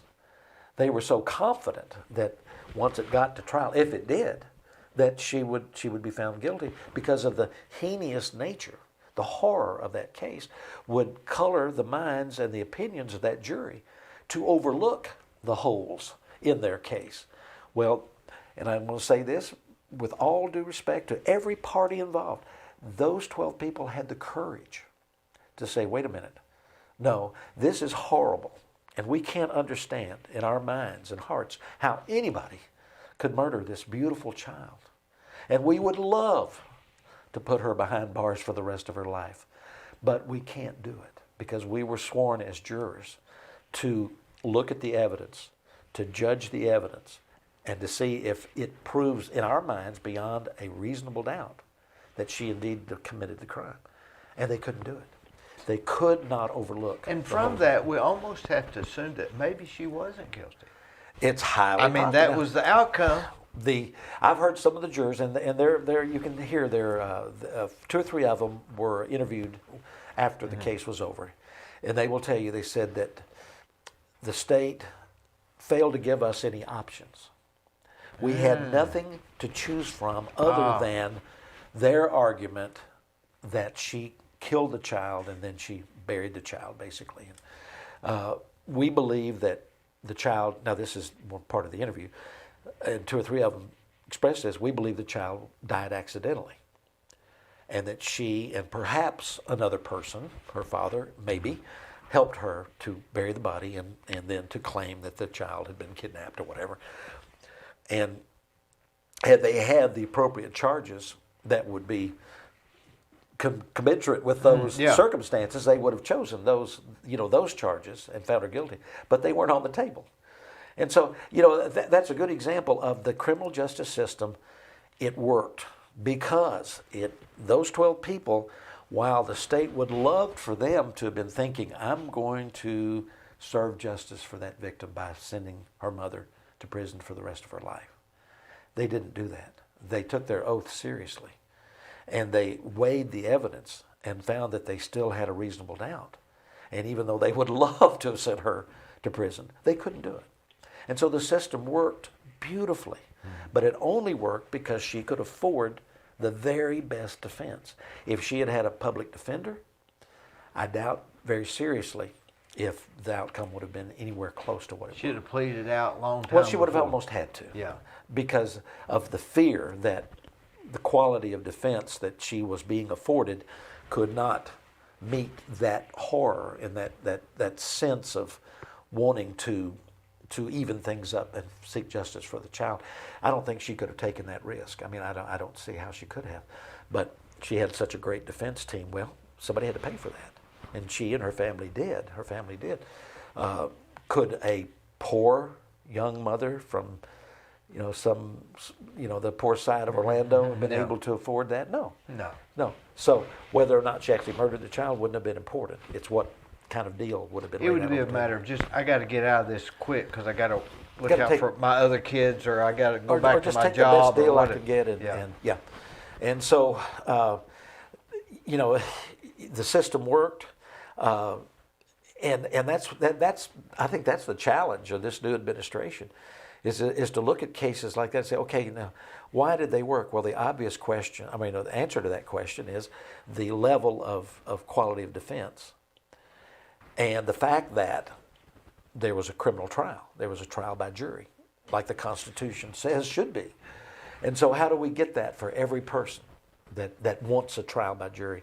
Because they've got adequate defense, a good enough defense. And it was in our Constitution. Absolutely, it is. Now, what's happened? The system, the mouth of the funnel is just too big, and it's maybe we've got too many rules that people can break. Well, some people would argue that. I'm sure. I've always said this about Cleveland, Bradley County. Of course, I love this community. It's not my home where I grew up, but I've been adopted here. You've been here long enough. I think so. You've been here longer than I have. People say, well, where's your home? I say, well, of course, it's Cleveland, Bradley County. So, but I've always referred to Cleveland and Bradley County as a high-maintenance community. And that's a good thing. That's not a bad thing at all.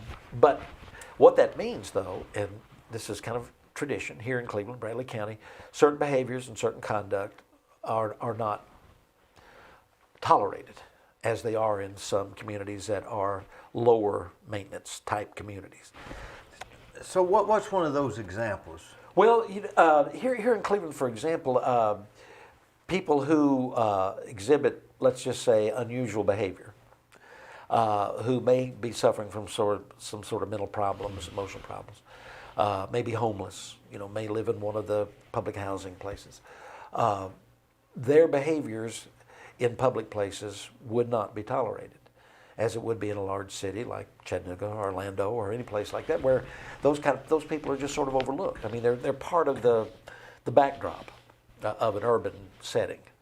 Here in Cleveland, no, that's not true. And so that has added over the years to the jail population and the difficulty that the jail and corrections have had dealing with people with mental or emotional challenges. And the jails, not only here, but I think most places, have become mental health facilities, because we don't send anybody. There are no more mental health facilities, or if there are, they're very limited. Where would you even send them? Exactly. So you put them in jail, because you don't want them harassing shoppers or people going into restaurants and they're out soliciting, or they're displaying what could be interpreted as unusual or even threatening behavior. Yeah. So the police or the sheriff's office is going to do what the community expects them to do, and they're going to remove that disturbance from public display, and they're going to bring it to the jail. Well, the jail is not a mental health provider. They're just going to be that way in 4 days. Exactly. And so, but we get to house them, and we get to pay for their psychotropic drugs, and we get to make sure that they're taken care of. And so, and in a time when the backlog of cases is just getting worse and worse and worse, that person could be in jail for days or weeks or months until their case is heard. And it may only because they're there only because they are displaying behaviors that are not acceptable in a high maintenance community. Whereas if they were displaying the same behaviors in Chattanooga or Orlando or Atlanta, they would just be overlooked. The police would just go on by, they wouldn't. Being in the county sheriff, did you do much in the city, or is it just that's the line? Because the city's in the county. It should be a line. It should be, and there should be mutual respect. And there usually was. We tried to keep that level of respect with the police chiefs that I worked with over the years, and I think we did a good job on that. I think the people in the county expect the county deputies to be patrolling and to be active in the county. We have a wonderful city police. We have an excellent city police department here. People don't appreciate it. When people come in and say, why do I have to pay city and county taxes? I say, well, for one thing, living in the city, you have excellent police protection. You have excellent fire protection, excellent schools, roads are in great shape. I mean, you've got a lot. And now, and let's just say the county is doing an excellent job too. The sheriff's department and Sheriff Lawson, they're doing a great job, and I couldn't expect them to do any better. Sure. They're just doing a great job, and but they're doing the job where they need to be doing the job, and that is in the county and the city. Not in the city, even though the city's in the county. Correct, and they do have authority, of course. The county deputies can perform any kind of law enforcement function they need to in the city, but the way that we have it laid out here, we have 3 departments. And that's very unusual for a county our size, 100,000. 3 departments. We have three law enforcement. Charleston City Police Department, which is a good, solid little department. I mean, they run a good show up there. It's a good department. The city of Cleveland has an excellent police department, one of the best in the state of Tennessee.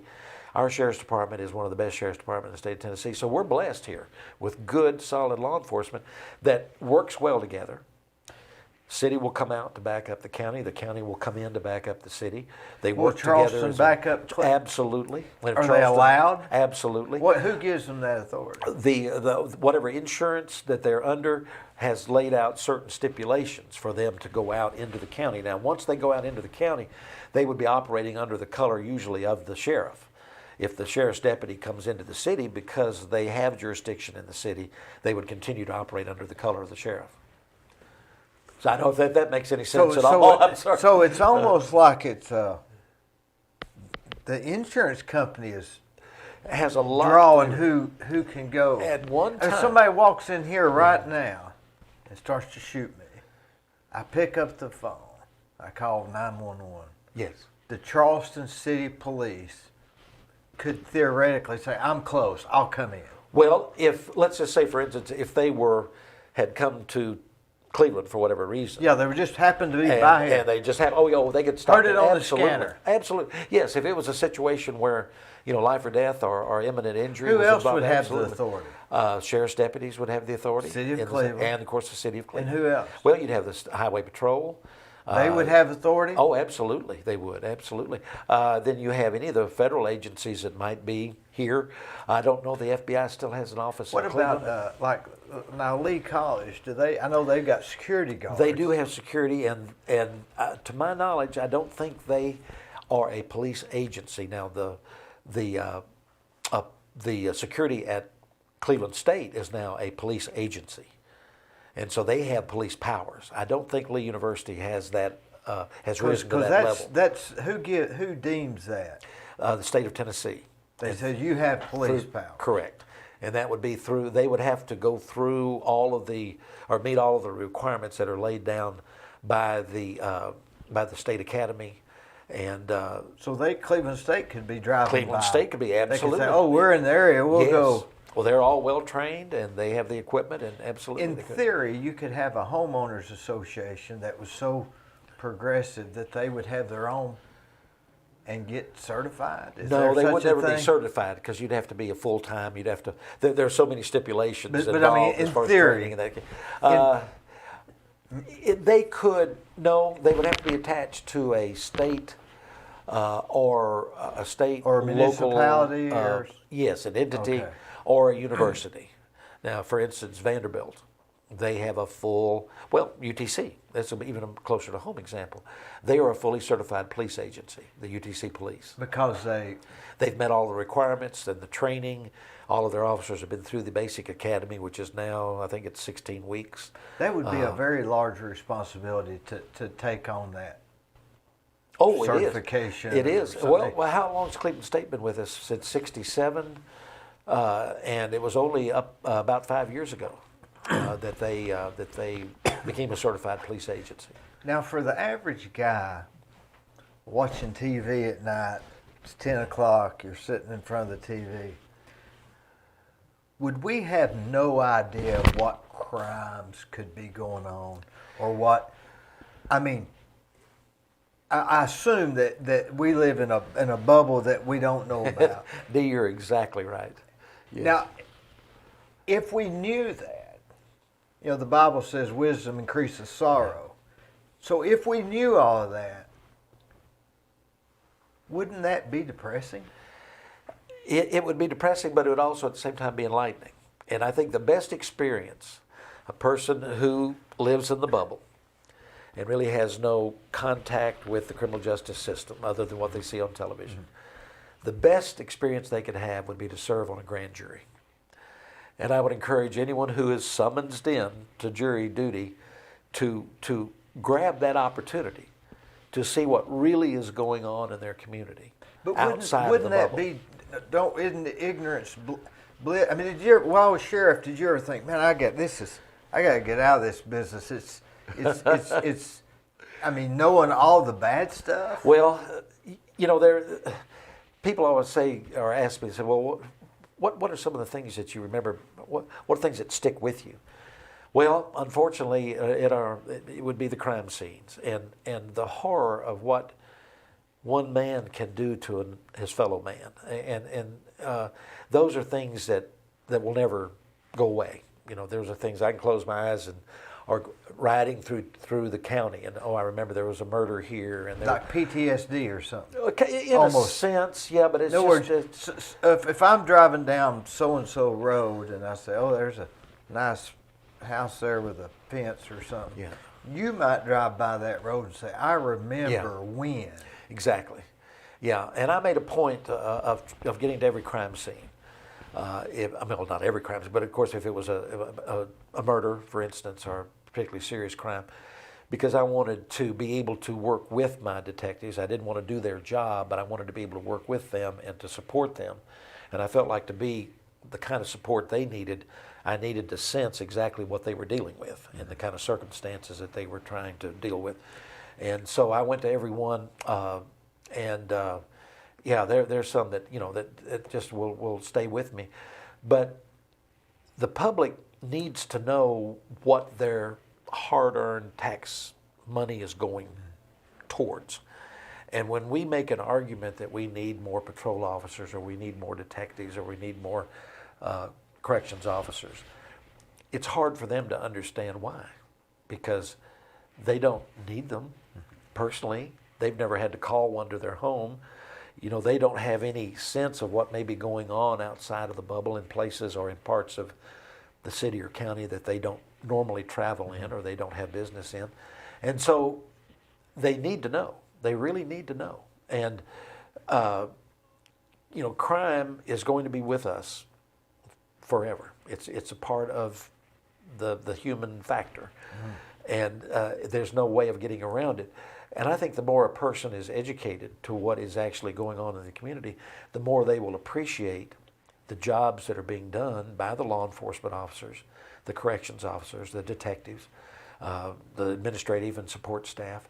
And they'll realize that, yes, my tax money is being spent wisely and efficiently and in a manner that is necessary. Of course, I had experience working on the state level for 7 years with the Tennessee Department of Homeland Security. And what I came to appreciate in those 7 years, well, I appreciated a lot of it and learned a lot, obviously, but the amount of actual waste, tax waste on the local level is so minute.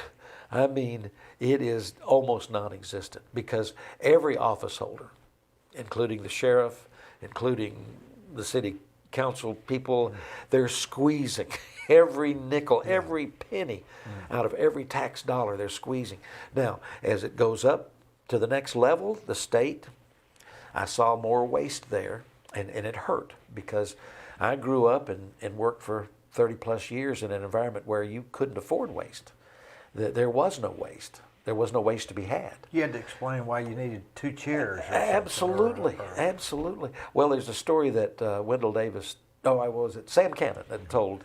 I get them confused. They were both good friends and good mentors for me. But Sam needed a new tire on one of the 2 or 3 patrol cars that he had. This is back in the 60s. Yeah. We had a judge at the time, a county judge by the name of Fulbright, who had a reputation for being extremely careful about the way money was spent. And when Sam went up to ask for money to buy a new tire to put on his patrol car, Judge Fulbright said, no, I believe you can just put a tube in it. It'll be fine. Well, we've come a long way from those days. But that's the kind of scrutiny that goes into the requests that the county office holders make of the county commission every year. They scrutinize every aspect of your request right down to the penny. And so you've got to be ready to justify. Now, on the state level, it gets a little looser, and I saw some monies that could have been spent better or in other ways that I thought would be more appropriate. But, I can say that every office holder that I've ever worked with, and I had the wonderful honor of working with some just amazing, professional, caring office holders here in Bradley County. They were wonderful. There was no waste. There wasn't any. And the people of Bradley County can rest assured. And we one of the things we try to do at the tax office, and one of the reasons that I enjoy working there so much, and this is Mike Smith's philosophy, is that we know people are not coming in to visit. Yeah. They're not coming in because we've got something to give away or it's just a great place to come into and talk. We know they're there for a reason that they would rather not be there for.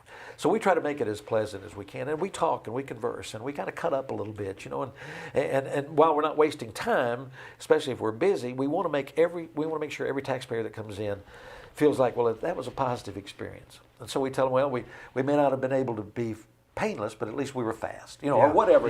Try to make it a good environment, and so.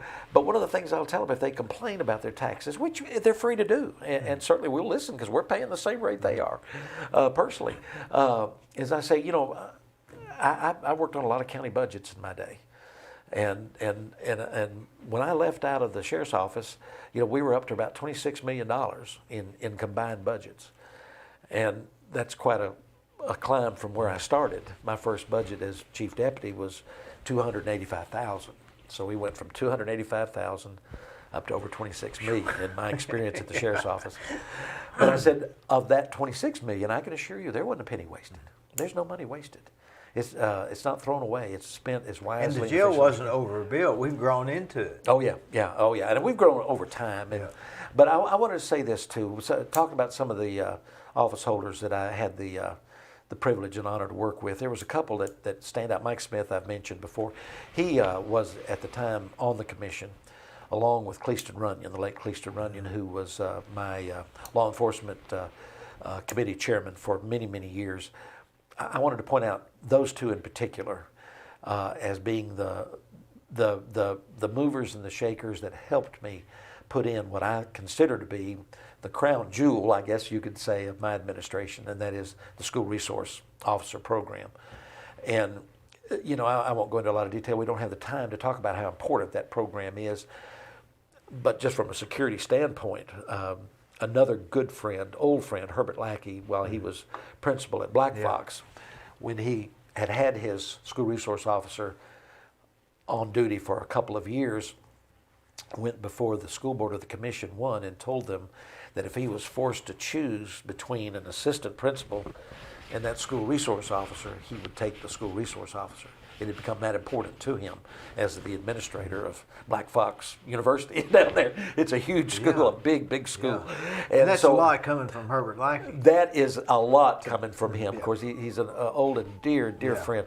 But it underscored how in a short period of time, the administrators, and I'm sure they were speaking also on behalf of the teachers, the parents, the grandparents, and even the students, about how important that school resource officer was to that school in that short period of time.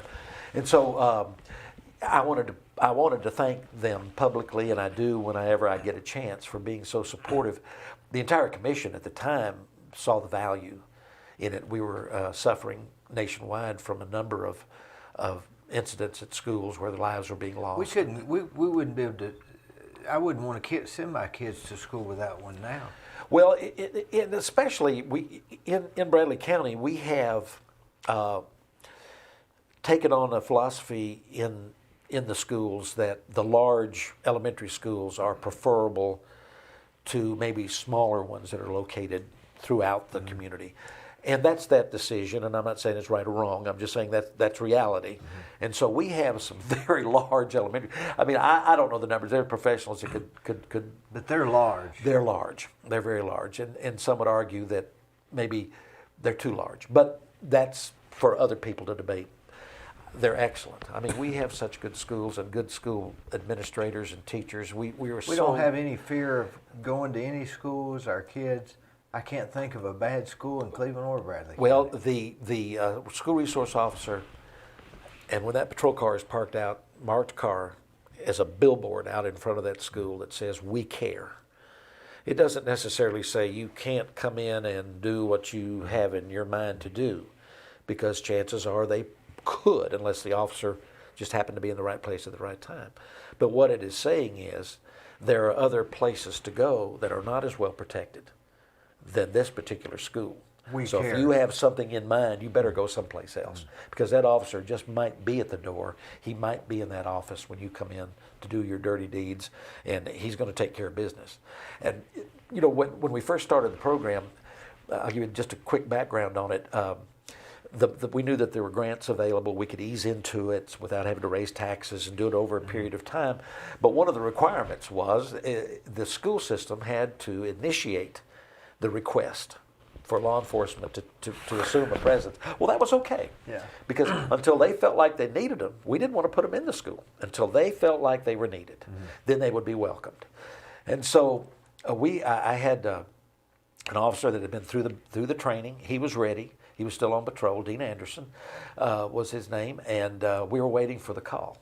Well, word was getting out that there were police officers being assigned to schools in other areas around it. And so I get a call from Bill Winters at Bradley Junior at the time, Bradley Junior High, and he says, "We understand there's a program that would put an officer in our school. Are there any available?" And I said, "Bill, yes. I've been waiting on your call." And so we met with them the next day. Dean was put into that school, and he became, over time, after a while, he became the instructor of criminal justice up at Walker Valley. But and so we have Dean in place, and so I'm waiting for the second call, because I think I know where it's going to come from. And it did. It came from my old friend, Mr. Hughes at Bradley. Dale was the principal at Bradley at the time, and he said, "Hey, Dan, where's my office?" so the second one was placed there at Bradley. Then I think we placed a third one at, I guess it was at Charleston. So they go there every day? Oh, their assignment. All day long? That's their assignment, absolutely. Wouldn't that be a good assignment? Well, here's the catch. I'm sure there's more to it. Here's the catch.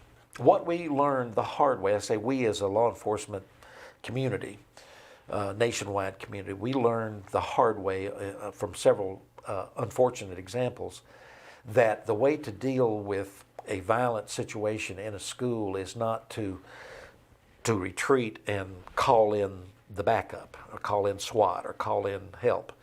An officer that's assigned to, or maybe responds to that situation in that school, has one responsibility and one responsibility only, and that is to go straight to the source of the violence, to the source of the threat, and to deal with it. And there can be no other consideration, okay? So when I would talk to an officer about becoming a school resource officer, I would tell them, "Look, I'm assigning you, or I'm offering you this because you're one of my best. You're not what we call in the business a rubber gunner, just rubber bullets." I said, you're one of our best. Dean Anderson was one of the finest officers I had, but I wanted to put the very best in these schools, because I would tell him, this is not a soft assignment. This is not something where if you have a problem or a threat, that you can back out, make a phone call, or go out to your car radio. Send me back up. No, there is no backup. They got to deal. Because if you did, that'd scare everybody to death. Exactly. You have to go to the source of that threat. You have to put your life on the line. You have to do whatever has to be done to protect those children, protect those teachers, protect those administrators.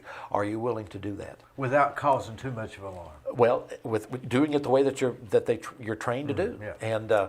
And so if they were willing to do that, and I never had one turn me down, and once they get inside the school and they understand that those children, 300-400 of them, if in an elementary school it could be 2,000 at Bradley at times, or 1,800, they're my responsibility. This is my territory. This is my beat. This is my zone. whatever you want to call that area of responsibility. And I am the person who's been assigned to protect these lives at the risk of my own. And I can't call 5 backups. Well, I can get backup coming, but I can't wait on them. Yeah. You know, and that's what we learned the hard way in several different circumstances. So it's not the cushy rubber gunner, I'm about to retire. In other words, it's not a security guard. It's no. not a mall no. cop. No. And if you looked at over the history of the city, that's the same way here in Cleveland.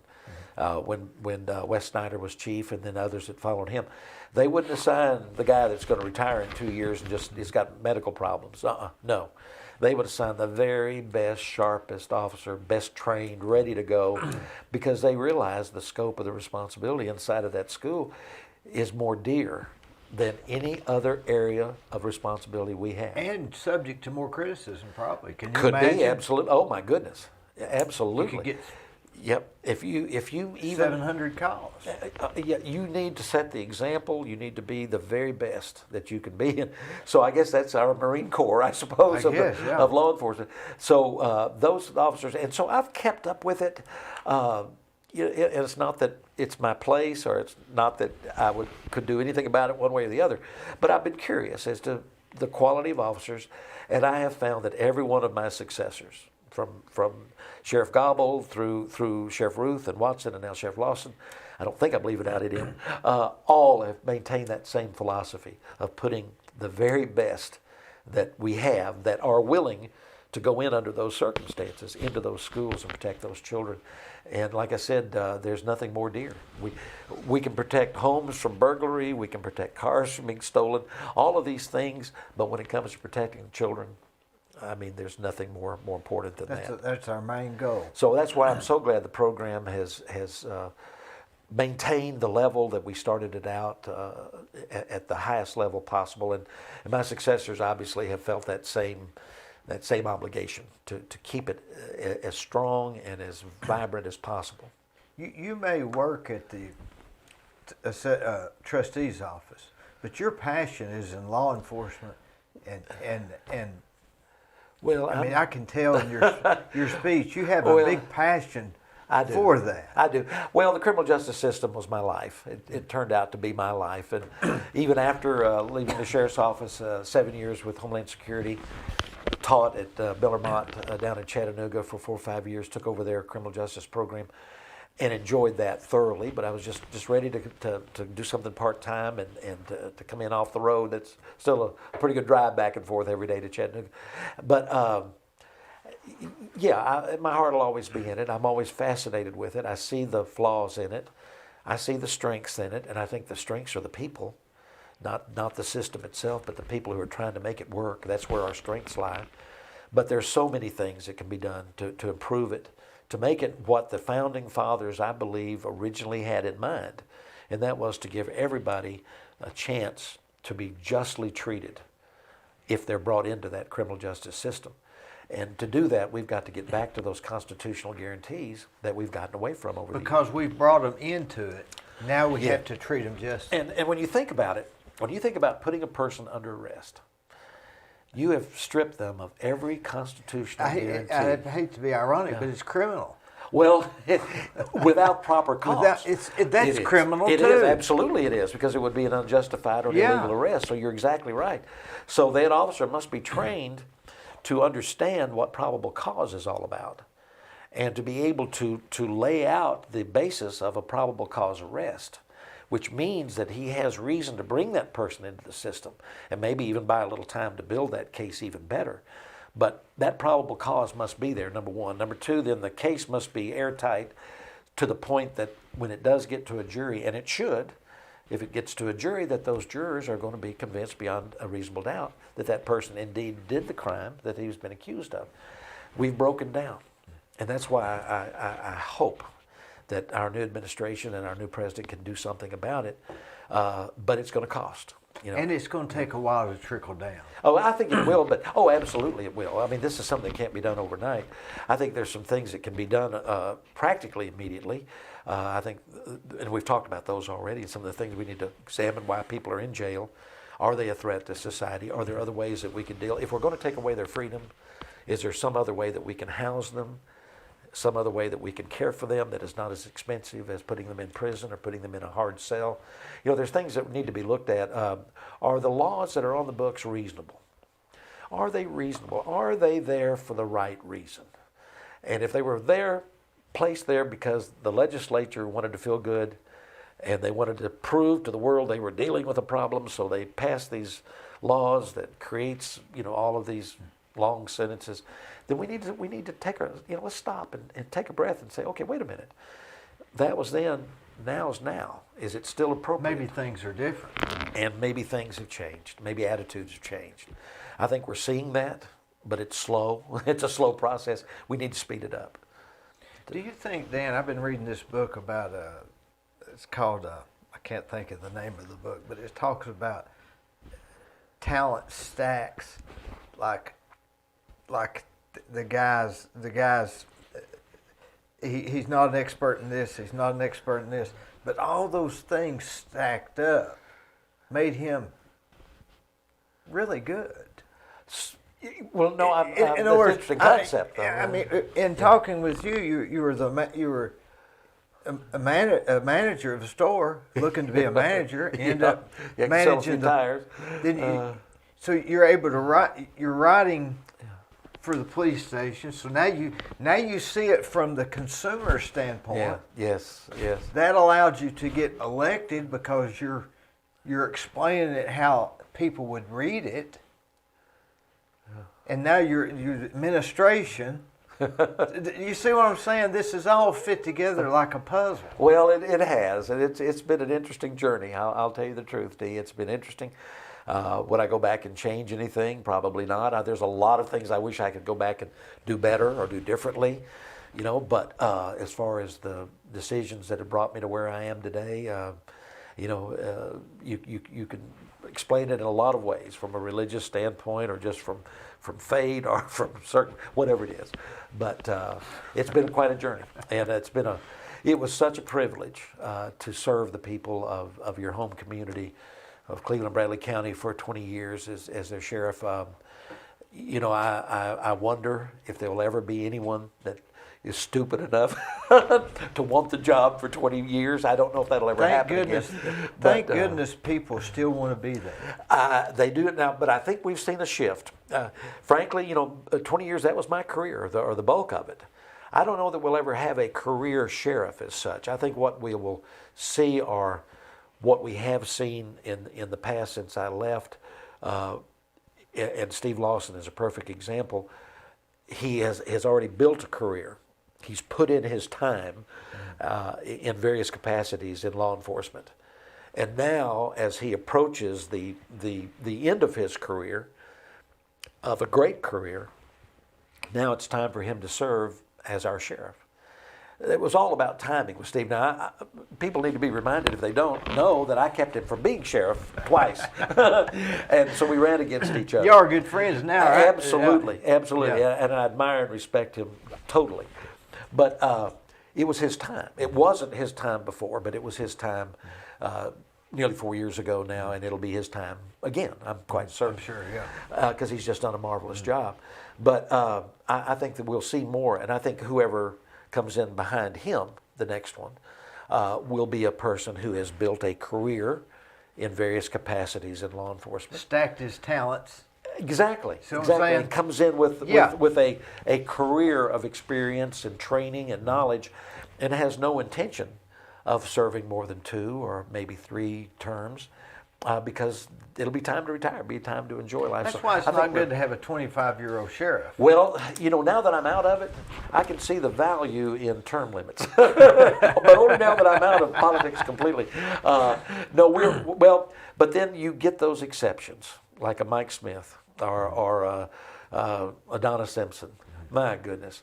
If we had term limits, we would be shooting ourselves in the foot. We'd be in trouble, wouldn't we? Well, they Stanley don't get Thompson. anybody. Stanley's doing a great job. Well, our whole courthouse is doing a marvelous job. I'm glad Stanley didn't want to build houses. I'd be in trouble. Be in trouble? Well, he's going to retire and build houses one of these days, so you might be in trouble. But they all do a marvelous job. And we've got a set of judges now in Bradley County that are just terrific.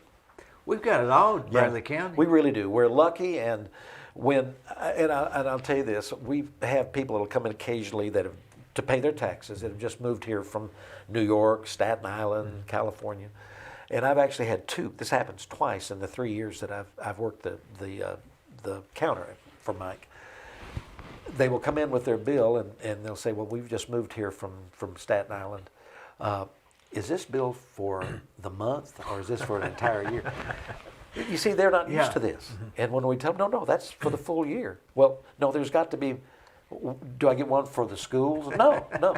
You don't get a separate bill for the roads like you do in Florida. No, that's it. And they can't believe it. And all of that is attributed also to people like Gary Davis, who's going to squeeze every dollar too. Absolutely, and boy, he does. And I was going to say something. I'm glad you reminded me before we finish up. I want to thank Gary too as well for having worked with me and my staff in coming up with a reasonable staffing pattern for the new jail back in 2004. Because he is so conservative, it was hard on him.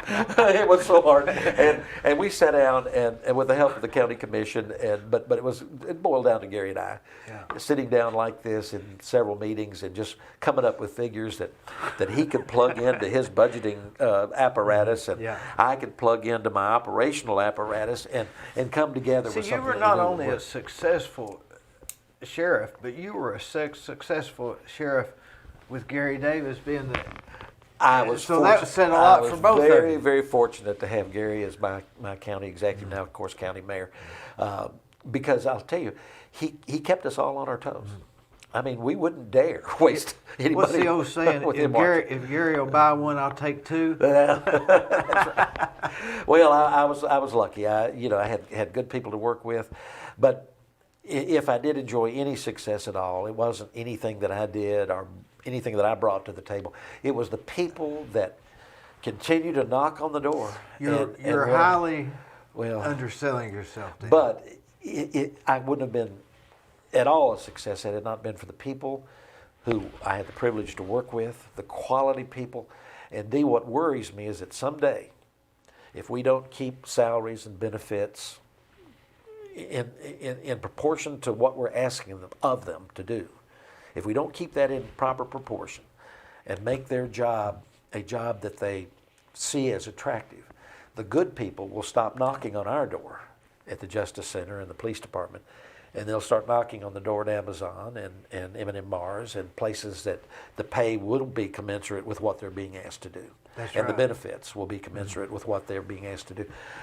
And I see it happening, and it's nobody's fault, but we've got to remain competitive. We've got to reach out into this community and continue to offer an attractive package of employment, not only to traditionally young white males who, for whatever reason, see it as attractive, but we've got to somehow better reflect the community that we see when we look in the mirror. And that's why, and here's the problem that we deal with in attracting minorities and females. We desperately need a better representation of our minority community and females in law enforcement and criminal justice. But so does Amazon, and so does M&M Mars, and it so needs does... to mirror. But they're able to offer so much more. And so we have a real challenge on our hands. But when we look in that mirror, we as a law enforcement community in Cleveland, Bradley County, we should see looking back at us, the community as a whole. And we've got to do a better job. But we've also got to be able to offer those young people of all colors and of all genders that opportunity that they would have if they're knocking on the door at M&M Mars. We've got to be competitive. And again, how do we do that? It's going to cost. It's just going to cost. But is it worth it? Absolutely. Absolutely. So we got some challenges ahead of us. I hope that we've not seen the last of Dan Gilley as far as being active in. Well, I don't know. I think that a lot of people say, well, we probably had enough of him. We had to put up with him for a long time. You don't realize this, Dan, and I do because I'm looking out from the inside. But I'm looking on the outside. I'm looking in from the outside. You are an icon to Bradley County. Well, I appreciate that. And I don't mean that lightly. Well, I appreciate that very, very, very much, my friend. Thank you. Very good. Well, Really, you think so?